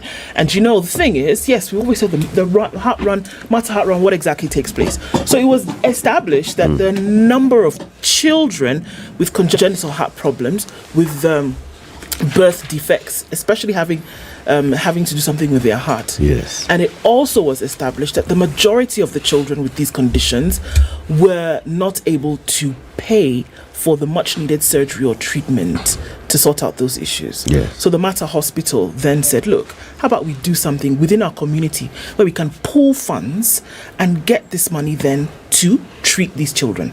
And that is how the Mater Heart Run was born. And many, many years later, still happening. So today, what you can do to contribute towards that is to buy a t-shirt for 1,000 shillings, buy a cap for 500, or buy a wristband for 300 shillings. And all of that money goes towards this pool, what we're targeting 120 million shillings this year, that is going to make sure over 100,000 children around the country have the much needed heart treatment or surgery that they need. June 3rd. You still have some time. All your Naivas supermarkets will have that merchandise that you can purchase. That's a good thing. So PS Charles Hinga is back, and he's here with Peter Mwema, who's the chairman of the Kariobangi Light Traders. Remember, Kariobangi, Ngong, Kamukunji and Kariobangi Light Traders have been contracted to do a previous housing project, and this is the Park Road project. They participated in that. 55 of them then ended up owning homes. So they were here with us from 7 to 8, and then I told them, go have some tea so that you can come now and engage with the people. Did you like the tea, PS? I enjoyed the tea. Lovely, eh? And the biggest chapati that I've seen in a long time. Good. China chapati. That's at our cafeteria. You know what tea you had? It was this. Tell him about the assist tea. Do you remember last week what happened? I told you about the sweating. No. Okay. I thought you have the key. I don't think you're going to forget that. However, it was about the tea, right? And so this is tea that is grown on the Kiptaki tea estates, yes, I remember. right? And different variants. Hibiscus, purple, lemon, tangawizi, masala tea, all of that grown right here in Kenya. It's world premium blends, and it's sold on your shelves as well as to the world. Nothing like take it out of the country, bring it back in the blends. No, right here, and it's all done here. And we're serving the tea. Yeah. You're big on promoting Kenyan. Buy Kenya, promoting Kenya. This is it. And Peter as well, when you go back to Kariobangi, go and tell everybody about the assist. Sure, I will. Local Kenyan premium quality tea. City, the proverb again? Govern the country as you would roast a crocodile on a spit. This is not a normal thing. People don't talk about roast crocodile. Except in Madagascar. Yeah. Yes. Except like in Madagascar. So we want to hear from you. 0719-012-600. Let's hear your views and any questions that you may have on the housing fund. As we were concluding the other conversation, Peter had asked you your understanding of the housing fund. All right? Sure. So now that you became organized, you're an organized group, of course, you had to become formal, you had to be paid in a formal way, in a formal structure. Now KRA knows you. You are no longer the Juakali people who are in the informal sector. Now you are a formal employer. Sure. That means that you are paying pay, NSSF, NHIF, and if this thing goes through, you are also contributing 3%, and you have a house. Sure. You're contributing this, and you already have a house. Sure. Okay? Do you like the idea? Yes, I like the idea. Why? Okay, one thing I want to tell how we came to know about KRI first. After we have taken where we have been taken, we started the job. We didn't know whether there is money we have to pay for the government through KRI. One thing. You thought all the money that's coming is yours? Yeah, it was seeing it's ours. So now we got first letter from KRI that Ngokam company for the clusters we have not paid the KRI. We asked why? What's this? Our money. We said no, this is not your money. Okay, the guy who came for the KRI was very good. Actually, it took us. He seen us we are not understanding the language, and actually taught us. I invite you to my office. You just come. He was a very good guy, and they went and they took us all through. And then we asked, okay, now we are understanding. Can you leave that money, the first one, then we start paying? He said, no, you have to pay. You have to pay. Surely you must understand. Then my boss, he ran to the office of the PS that to request whether they can stop KRI. When he came back, I told him, you know what, boss, that PS, he need that salary from her. So we have to pay him to get the salary. So there is no... There is no anything, because I was operation director, I was knowing what is going on that company. So actually organized on how we can pay that money was 5 million actually for the first one. Then we talked to KRI, let's continue paying. And the last payment which we are going to get from the contractor, our last call, we are going to pay you. Yeah. And actually they wrote a letter, they stopped for 1 year for that 5 million. But you see, it's Nindin. And we to Kelewana. So we worked, we paid. So the problem came to the contractor. There is a money actually has to keep for us again. Was not enough for us and to pay KRI. Then actually we had to introduce the contractor to the KRI himself now to the office. And they said, this money I'm going to pay for these guys. We are released by the KRI. Now, we have teached our people. Yesterday, I was with the Finance Parliament Committee somewhere. And they asked us, we had at least actually, and now we pay the KRI. We approved to them, even though they are shocked. If you are Kali people, they can pay this a lot of money. Then why are we reducing with this bill? This bill has to go through. That was yesterday actually. Because we have shown them, and now we are paying daily, monthly for KRI. And you are Kali, who is now working, he knows about KRI. And we have to pay. And actually, it's good for the nation because now we have the officers on ground everywhere. They are coming and see they are helping us how now to pay them.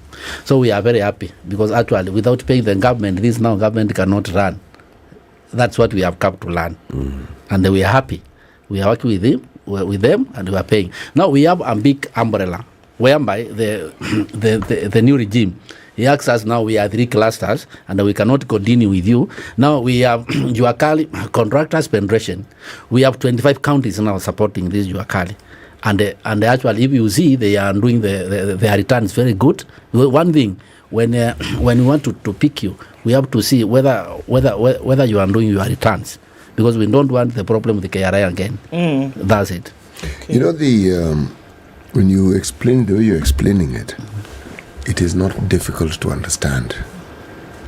The problem is not your Juakali Association and others like you. Yeah. The problem isn't even the government projects that the government has been involved in and which have had very good outcomes. The problem is the government communicates badly. They communicate very, very badly. It's like they wait for something, a noose around their necks when they are in a tight corner, then they want to explain their way out of it, and yet it's something they could have explained from the very beginning with a lot of ease, and the buy-in would have been there, so they would have been simply walking along with the people. Because everything you say is the dream that anyone who is in the Juakali or in the informal sector has. A point where what you're doing can be upscaled so that one can actually see the benefit. Because your association has people who have knowledge, who have talent, who has ability, who have skills, and you're not the only ones. There are very many others. Sure. And what is being proposed, the scale at which is being proposed, would open doors that very many people have never actually thought were possible, and yet it exists. If it happened to you, if it's happened for you, what about the very many other individuals who are in that sector who can actually produce things that can actually be used? And if you're talking about the money that is involved, it isn't difficult to understand how that would inject money into the economy and get it to the simplest, smallest unit of the economy. It's not difficult to see. Can I ask a question? Please. You know, this is our country. Okay? Yes. And what to me, I must say, has been very disappointing. And it is something that we must start. And I hope, because you are, a very professional team, what I have found is that, yes, government will struggle with communication. But even the mediums and the channels of communication are also letting us down. Let me tell you how you're letting us down. I look at the current crop of politicians who will say, they'll cut the nose to spite the face. Why haven't you called? I served in the Jubilee government. I served under a commander-in-chief who believed in this plan. If there was one plan that he pushed us, was on this plan, because he believed it was the right thing. The person that helped me convert Atwoli and Sosion to support the housing fund in the last regime was the former Prime Minister. So I also want to ask the question, are you all, because if we agree it's a good plan, okay, why are you not keeping them honest? Because the party that got me from my comfort place in South Africa and a party that I served to the last day, now they have abandoned that plan. And they are saying that is a bad plan. So, because it is, you see, what makes this conversation very difficult is because we have got, I don't want to use slogans to describe our political whatever. I leave that to you. But to me, I find that very disingenuous. You say we're not having an honest conversation. We're not having an honest conversation, but also as journalists, you're not asking the right questions. And you're not, because someone has got to stand by what they say. I mean, if you're talking about 5 years ago, you say, 5 years ago, I have changed my mind. Elections are less than a year ago. We saw these guys climbing on top of trucks and talking about how we're going to create jobs. And they said, this is how we are going to create jobs. What has changed? I see everybody, my good friends, Sifuna and all those guys, that we were in the same team in the last government. Because remember, handshake. NASA had joined us. So they became our friends.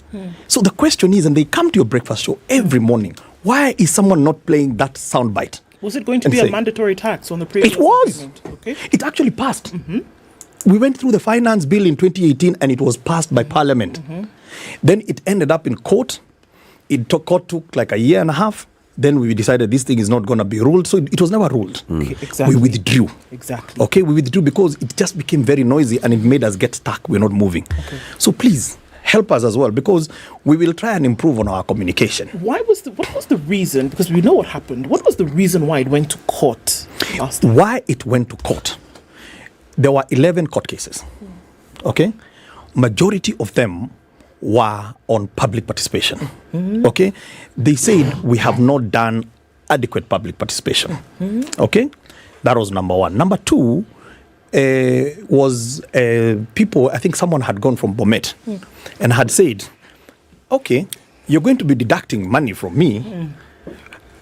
I don't see any plan of housing you're going to do here in Bomet. Okay. So you want me to contribute to this program to go build houses in Nairobi. Okay. Okay, that was a fair question. So how have we, and the biggest mistake, because sometimes it's more important to own up mistakes, because we did make a lot of mistakes and we're trying to do them, to correct them. And as I said, I find myself lucky because I'm probably one of 6 people that actually survived the transition. So it's almost like I have a retake. Okay? Now, when you do a retake, there's a place where I didn't do my homework properly. So where did the rain start beating us? The rain started beating us by when we excluded the political class. We never carried them on board. Okay? Why? Those are the people's representative. They represent people that they trust. That's why I voted for you. Okay? If we cannot be able to take this jargon of housing fund and break it down to a politician who can go to the village and explain to them a housing fund without sweating again in 2-3 minutes, okay? We are not going to do very well. That is why the first engagement that we had as Kenya Kwanza was a PG in Naivasha. Okay, I remember you covered it. Housing, I was given 4.5 hours to take them through. Then, of course, now time has lapsed. Now it's time to implement. Our own people, our own party, that people who campaigned on the same program, now some of them have started to chicken out. Okay? Now, why are they chickening out? Because there is heat. Teachers are saying, hey, I don't support this program. Then we had, and there's also a lot of peddlers of lies and fake news, because we had a PG last week. And this PG, what was it about? It was not for the president to force down. The president actually engages. And he decided, look, before you go out there, because it's not like I want you to not to get re-elected in 2027, but let me first of all convince you. And everybody was given a chance to ask questions. I was given the most amount of time. Okay? So what is the first thing that they were convinced? They were not sure that it is not 3% of the gross. And so if you're manning $1 million now, you say you're going to deduct 30,000. They were told, Chief, it is only 2,500. It is capped. And let me tell you, basically, the meeting on housing was done. Okay? And then they were saying, and by the way, You may argue it's not a tax, it's a tax, but we said, okay, this is how we've defined it. Yes, it is mandatory for a period of time, but it confers a direct benefit to you. Can you be able to go and explain to the people like that? They said, that's all we wanted to know. Mm-hmm. So you are spot on.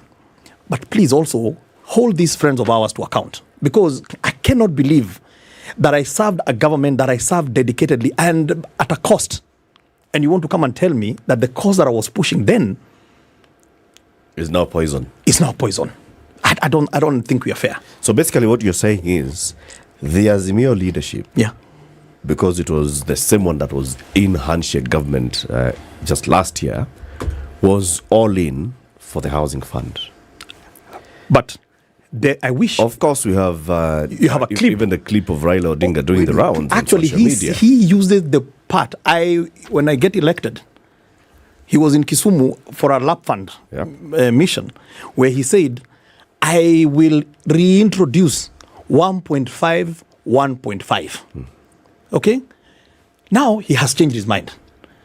Why are you not asking the right question? What has changed your mind? And if he says, because it could be, there is a point that perhaps why 3? Sorry? Yeah, maybe the issue is why 3? He's opposed to 3. He's opposed to 3 as opposed to 1.5. But why are you surprised at the fickle-mindedness of politicians? It's not something that started in 2023. This has been the thing that Kenyans have been fed for the very longest period of time. But then that's when you need to say enough is enough. No. But I think we're missing out on the thing here. We can have a conversation about how politicians have changed their mind. It's like saying the sun is going to come out tomorrow. It's going to happen. Right? But here we are still talking about the very intricate issues that Kenyans are talking about. That already, and this is it, PS, this is it, that already Kenyans are having a difficult time. Okay? Mm-hmm. Now here we are saying, over and above that, we want to take a little bit more from you. Yes. Right? Yes. But what we're guaranteeing you is that even after you've saved this money for some time, you can, number one, you can get the money back, or you can get into a program whereby you can then have a house and pay something, for the next 25 years. Or your child can be employed. Or you can create jobs, all those things. But then it seems as though it's difficult for Kenyans. It's difficult to explain it in a very 1, 2, 3. This is exactly what it means, and then in a manner in which they can understand. And the question is why? Because in the absence, nature abhors a vacuum. You don't give the information, people are going to fill it with speculation. It's a scam. It's a way in which now money can be stolen. Can you blame Kenyans? It's not going to be the first time something like that has happened. And so how do you fill that vacuum with the truth that Kenyans can understand? And by the way, we've had this conversation. And let me tell you we're having very difficult conversation, even internally. And the other day, we actually thought, maybe, did we make a mistake of, we should have just left this thing to be clean, straight tax?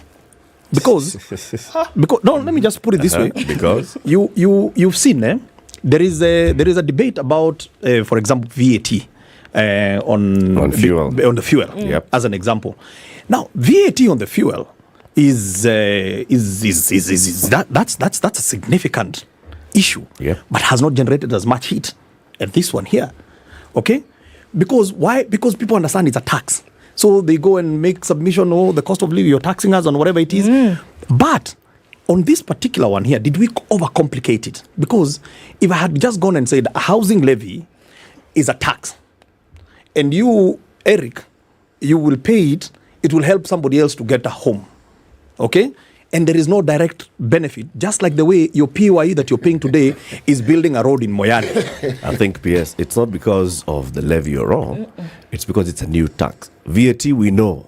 We know there's VAT, it's been 8%. It used to be 16%, we dropped it to 8%, and then there was all this push to try and bring it back, and we pushed back. So when you hear you're trying to bring it back, you're like, they're trying again. So we have a conversation around that. This housing fund is a new one. In fact, up until recently, many people believed it was a tax or understood it to be a tax. It's just as you continue explaining that more and more people are getting to see it. Okay, it's not a tax, it's a levy, it's a statutory deduction, it's this and the other.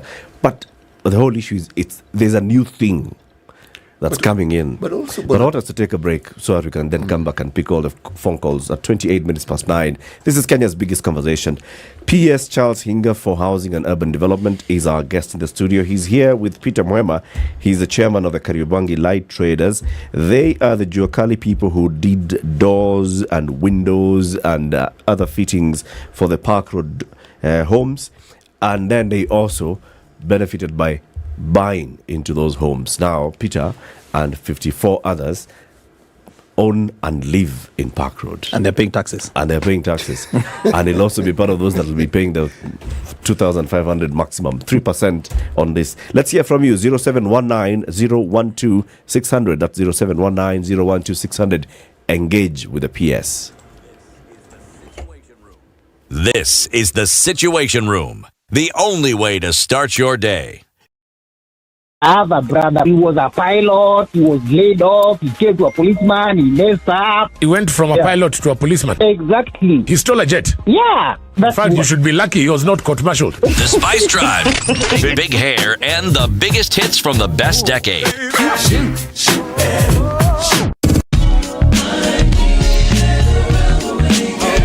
Indeed, it's all about hashtag Spice Drive, hashtag Quatch KWACH. 3 to 7 in the PM. The Spice Drive, only on 94.4 Spice FM, Nairobi. Damn.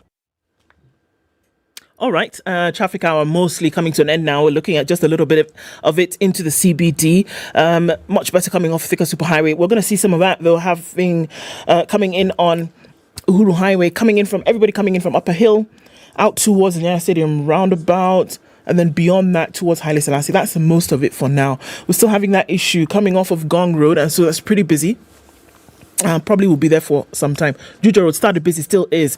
Outer Ring, a little bit of hold up here and there, in and outbound to the city. Through the morning, talk to us on Spice FM KE, and let's keep things moving this morning.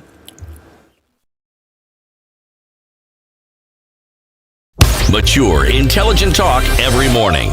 Spice up yourself.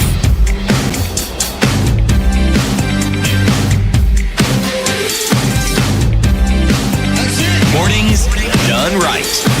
94.4 Spice FM, Nairobi. Okay, let's hear from you. 0719-012-600. You have 30 minutes to express your opinion to the peers. Let him hear this. This is a public participation, live and direct. Let him hear your thoughts and your questions, maybe, and your concerns, or what you like about the proposed housing fund. P.S., I've told you before, my main area is on the governance structures. Yep. And what I hear from even what you've just said, when you were holding the Kenya Kwanza PG, the first time that you met in Naivasha, and you were explaining the entire concept of housing and how housing can then deliver on the manifesto of the Kenya Kwanza. It's one of the 5 pillars of the Kenya Kwanza manifesto and the plan that would be there. At that point, I'm sure you did not talk about going to get money from everybody's payslip. We did. Did you? Yes. Mandatory? Absolutely. You said it was mandatory? I can share with you. It was mandatory. Okay. So when you were meeting with them again last week, is it that they had forgotten, or is it that they had not understood what mandatory meant? Perhaps it had not dawned on them. Okay. And also because right now it is the most topical issue. Yeah. And of course, when they go back to Mashinani, everybody is saying, what is this thing? And by the way, some of them, we've met the 2 groups of teachers, Nat and Kupet. And at the end of the day, they've said, we support. We support because we understand. But we also have challenges, because they said majority of teachers have actually maxed their pay slip. Yep. Okay? Yep. And it's true. Yep. So they're saying they are not resisting because they don't. Now that we have understood the plan, and that this plan will help us, and even if I have a home, that I can get a home for my child, okay? That I understand. And I have also understood that this plan is creating the jobs, because in the Kenya Kwanza pillar, we have got job creation as one of the drivers. Then you say, how do you do that? Food security as the other one, and so on and so forth. So they said, we understand now, but pay slip. And the first thing they're saying is increase our salary first, okay? And we're happy to be deducted. Is that a fair question? Absolutely. Are we now thinking about what are some of the things that we can do? Yeah. Absolutely. Why? Because that is part of public participation. So the heat that our members are getting right now, it is because the ground is telling them, hey, listen, this thing doesn't make sense. I don't understand it. I don't want a home. Okay, I am here in the rural areas.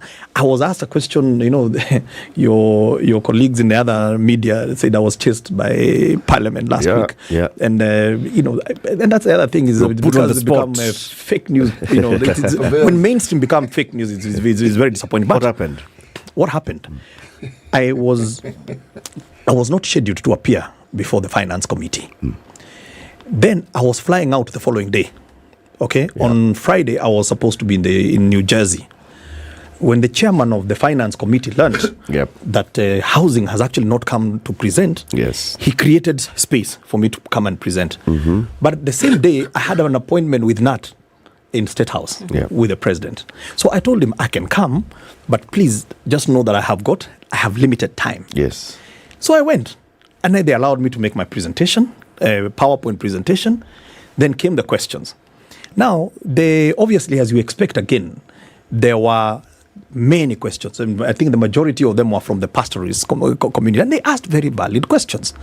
The only challenge is they took questions for every one of them. And each one they became my disciples of preaching. Yes. They were preaching on this thing and they were not even asking questions or making statements. At the end of the day, we ran out of time because now we can't keep the president waiting. Okay, and this is a pre-arranged meeting. Okay. So what we requested was, we have still all the questions. Create another space for me to come back. Let me go and address the meeting. Some of your colleagues followed me out and said, "Hey, PS, what has happened?" Yeah. Okay, and I told them I have another appointment that I can't, whatever. But my colleagues at that media station, and you know them, they are my friends. Okay. When they're looking for business, they call and they have my number when they're looking for business. Now, when they want to report mischievously, they have forgotten my number. Paul, yes. Let's hear from people who are calling. Erickson from Nairobi, good morning. Good morning. Good morning to everyone on the panel. Morning. Now, actually today I'm the Secretary General of Third Way Alliance Kenya. So today we were supposed to present our memorandum to the parliamentary committee, but all of a sudden in the morning we were told that they're only taking on the petitions that are friendly to the Finance Bill 2013. What does the Third Way Alliance have to say about the housing fund? So now we have a whole memorandum and it's part of it there. But now we were saying, what are the guaranteed returns? If, this housing levy goes, you go save for those years and you don't want a house and you want your money. Yeah. That's number one. What are the guaranteed returns? Number two, this housing fund is having issues, PS, which are beyond your means because the external and internal factors of the happenings in the country that are making guys reject it, like the corruption scandals we're seeing in KEMSA and all the other things happening. Last thing is that now the taxes are going up, but Kenyans have not been having salary increments for the longest time right now. Okay. So you see, that's also another thing that is really, really negatively impacting on this proposal, yeah? Yeah. So for us, we think this thing will be just another pyramid scheme bent on defrauding hardworking Kenyans. That's how it's looking to the public. Yes. He'll respond to that. Thank you, Erickson. Karanja in Naivasha, good morning. Good morning, Eric Idu and City. Good morning. Karanja. I don't know, PS for Mr. Hinga, Charles Hinga. Yes, he can hear you. Yes, number one. I want him to address the issue of the criteria they are using. Yes. Given the fact that they are targeting the 6 million people who pay the taxes on KRA. Number two, are they going to build these houses each and everywhere in Kenya? Given the fact that we have 47 counties, can he address those issues? Okay. Number three, why do they consider those people who are internally displaced, given the fact that They were being evicted from their homes in the North Rift and Central Rift. Thank you very much, Eric Kidu and City. All right. Thank you, Karanja. Kamana in Nairobi, good morning. Good morning. How are you? Very well. Yeah, I think what I can add on this housing fund is to say that I think, number one, the main issue that we have is the way our media is conducting the awareness. Mm-hmm. Like I can give an example of a debate that was yesterday on KTN News, that we have a professor who said that housing is not a common good, but health is a common good. Now, I think also the PS, Charles, you need to also tell the people that housing also, the thing that you're doing on housing, you're also trying to address also the issue of health that we have in this country. If you go to some of these slums, we have a housing problem that is causing health issues. And the problem in this country is that we are not investing. We invest in diseases. We don't invest in health. And what Charles and Tim is doing is to try and invest in health, but they also need to package the message so that when the message gets out, we know we are not only sorting the housing issue, but we're also sorting the other issues that are surrounding the houses. Because if you don't have a good house, if you don't have a good environment, then of course you're going to have a health issue. And then number two, the opposition to these. I think in our country, some of these things that we oppose based on our political, on which political side we come from, and we have seen, and this is actually applies to both sides. When Uhuru was trying to push this housing thing, we had the likes of Professor David Ndii opposing. Now they're in government, they're supporting, and the other side is opposing. I think it's time as a country now we need to take a stand and see the things that are affecting our country and try to address them as with a common mind, with a common goal to sort out the mess that we have in this country, and that is the only way that we can move forward. To me, I think the housing fund, if managed well, and if corruption is numbed, or if any cases of corruptions that crop up during the implementation of the same, those guys are supposed to be dealt with. If we sort out the negative issues around the housing fund, then of course I think this is the brilliant thing, because number one, we're going to sort out the housing issue. We are going to also address health. We're also going to address the issue of job creation, and also businesses. You can imagine the amount of money that is going to be injected in that project, and the positive effect that we'll have on the general economy of our country. That's true. Thank you very much, Kamada. Thank you. I'm going to take two more calls and then you can respond to this round. David in Nakuru, good morning. Good morning. How are you? I'm well, thank you. Just wanted to contribute a little bit. Heard what Deva said. One, I think one of the biggest issue with the fund is the issue of management of those funds. One of the thing we know, and you can hear from other callers, is successive Kenyan governments have been very good at mismanaging money or taxes or funds for that case. So there's no indication that in this case they manage this fund well. Secondly, what I would want to understand is I deal with properties. I do the sales and management of properties. Most of the people, a majority of people, have already made arrangements for housing. They bought land, so right now they are working on building capital for building their houses. So here comes the government telling us that they want us to build houses. They want to build houses for these people, and they want people to contribute to that. David, what did you say? A majority of people have already made plans for their housing. Exactly. That means your market is already saturated. That's what I'm saying is not really saturated, but we realize that most people have bought land in small portions. You come to like a place like Nakuru, you'll find a lot of land has been subdivided and sold. People planning to build their houses, their homes. Then here's the government that is coming with a proposal to build people houses, not in their land, in some other land. Okay. You look at the design of those houses, because I've also seen part of what they're offering. The houses, first, from the outlook, they're ugly. They're not even something probably most of us would even want to have. Secondly, they're tiny. They're not even sustainable for families, most families in Kenya. So what's the take? How are they going to counter that? Okay. Thank you, David. Solomon in Mombasa. Good morning. Morning. Inga, how are you? Fine, thank you. My question is regarding the housing. Most Kenyans are worried the fact that the history of the real estate business in Kenya. How people have been conned to contribute money for a house, then the scheme end up defrauding people. This is something that has happened over time. So Kenyans want to buy something that they see. For example, if I'm in a circle and they are telling me that they have an apartment or a house that they're selling, the circle completes the house, then I'm allocated the house. Now from there, I can believe that that's my house. But if you tell people to be deducted for something they are not seeing, it's a very challenge. Based on the history of in regards to real estate, we had so many cases in court where people deferred in regards to these off-plan setups. And you need to guys to address this issue. One thing here I wanted to do is government, you always, from Didi Nyoro says, government is not there to do business, it's to provide services.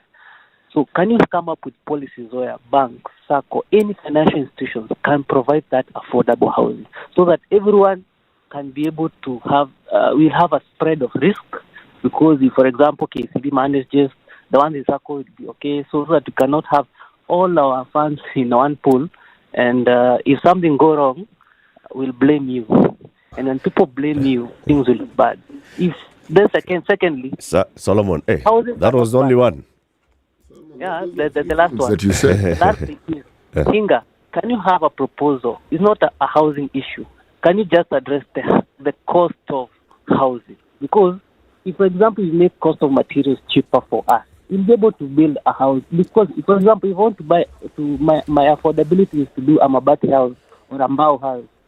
That's what I can afford. Why would you suggest me to live in, for example, I live in Mombasa. You suggest me to live in Pakistan. I probably want to live somewhere in outskirts of Kilifi, near Shakahola. Yeah? So why would you suggest to live in town? Sawa.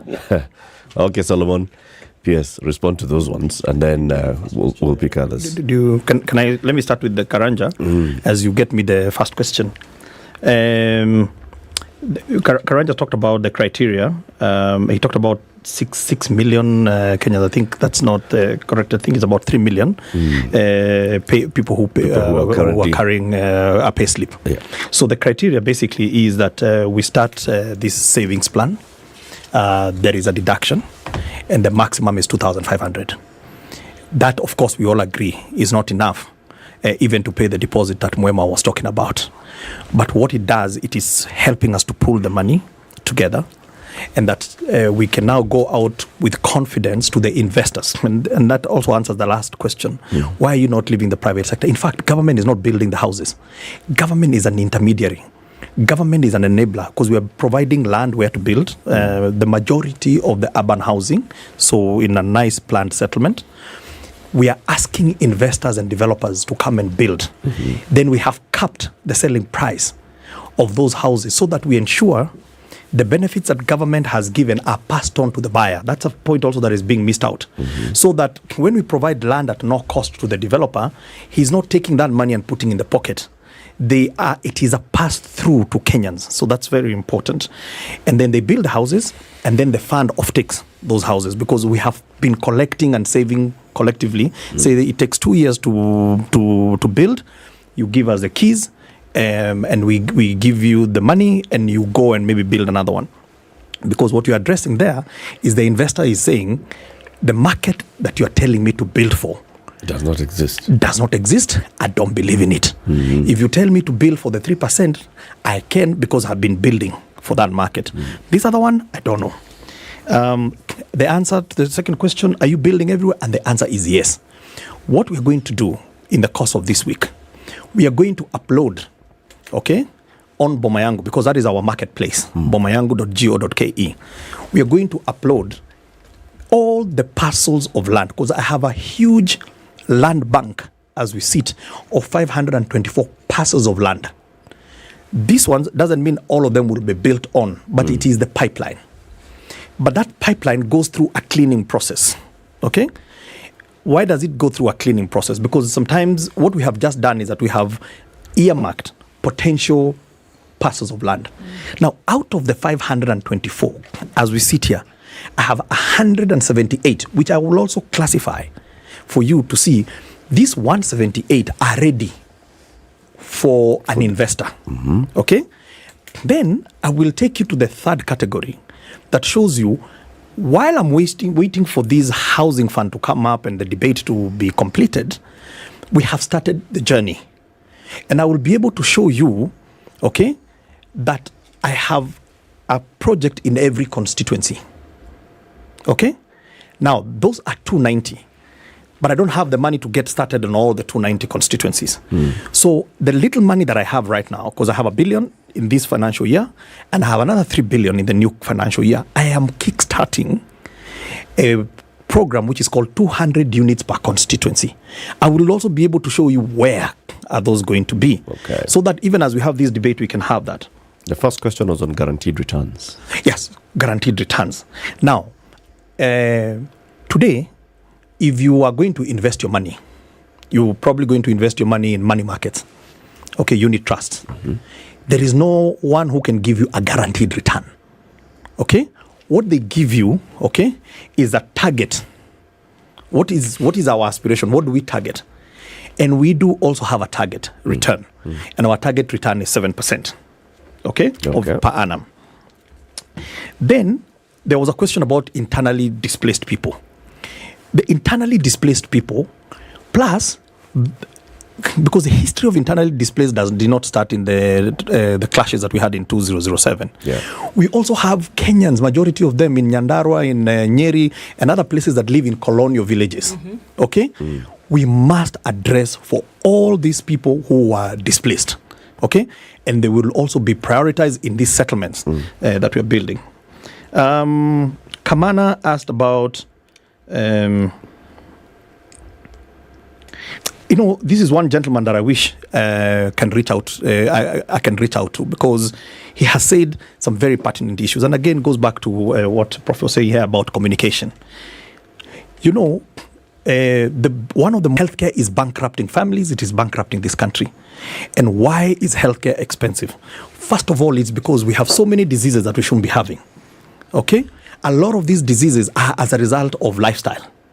If you have 7 million people who live in a place where there is no toilet, are you surprised then that we have so many cases of typhoid and cholera that we have got to treat? These are diseases that we can be able to cure when you have got better livelihoods. So I totally agree, and we need perhaps to give that connection. But also it has been found out, and this is again to the employers, including your employer, is that if you have a better housed employee, okay, even productivity goes up. Now, and that is why Section 31 of the Employment Act imposes an obligation on an employer to provide housing for their staff. Okay? It says in explicit terms, you have an obligation to provide housing to your staff. And it is so punitive because it says closer to where you work. Okay? Why? Because you see there is a correlation between housing and productivity. Let me go very quickly. I think I have had to say what I have to say about politics and the politics of housing.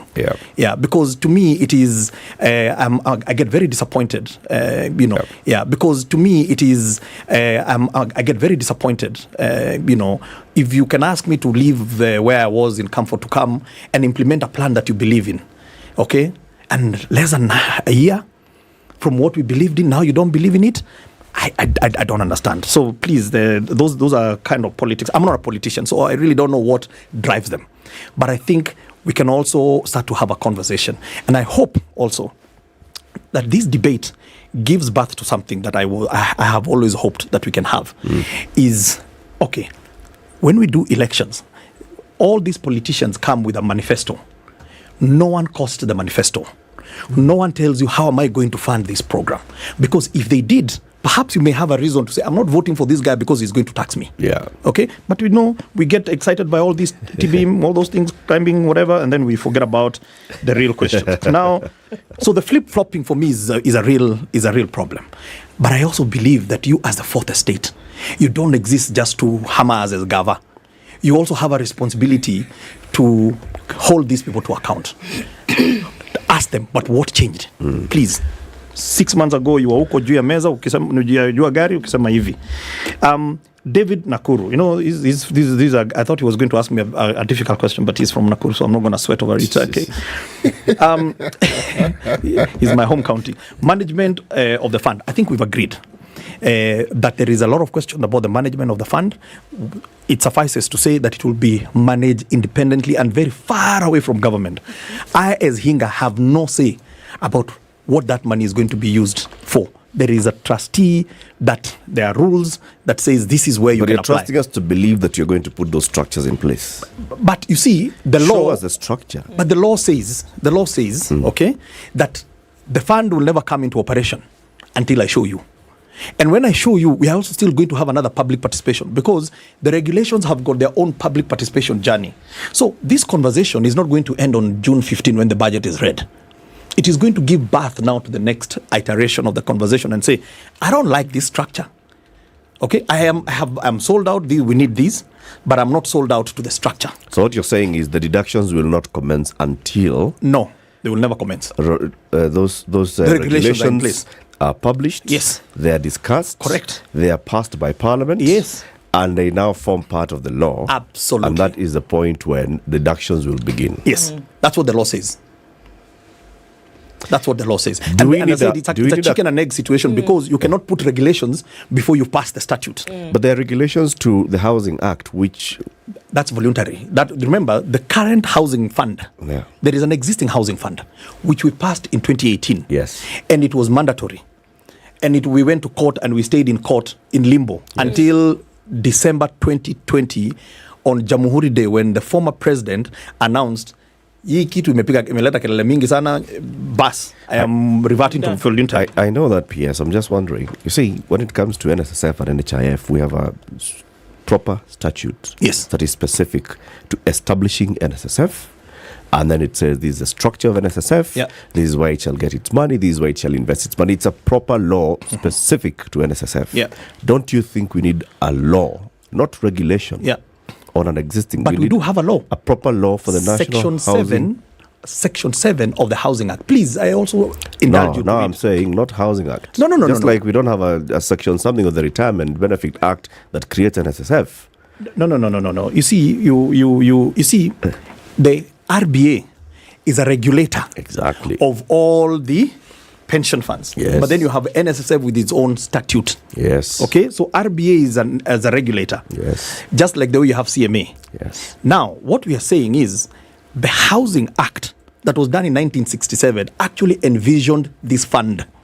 When you read Section 7.1, it says now that the fund is established. The only thing we did, we never operationalized it. When you go and read that Section 7, it says a whole lot of things. It shall receive budget, it can borrow, it can do whatever. It has stated all the things that the housing fund can do. All right? The only thing we've never done is to operationalize. How do you operationalize something? It's through regulations. Yes. Okay? So we are saying the mother statute is there. All right? So we will operationalize. Now, so David asks some interesting questions. He says he's a realtor, so he sells houses, and he knows that people have been katakataing. He sells those katakata maguta things, plots.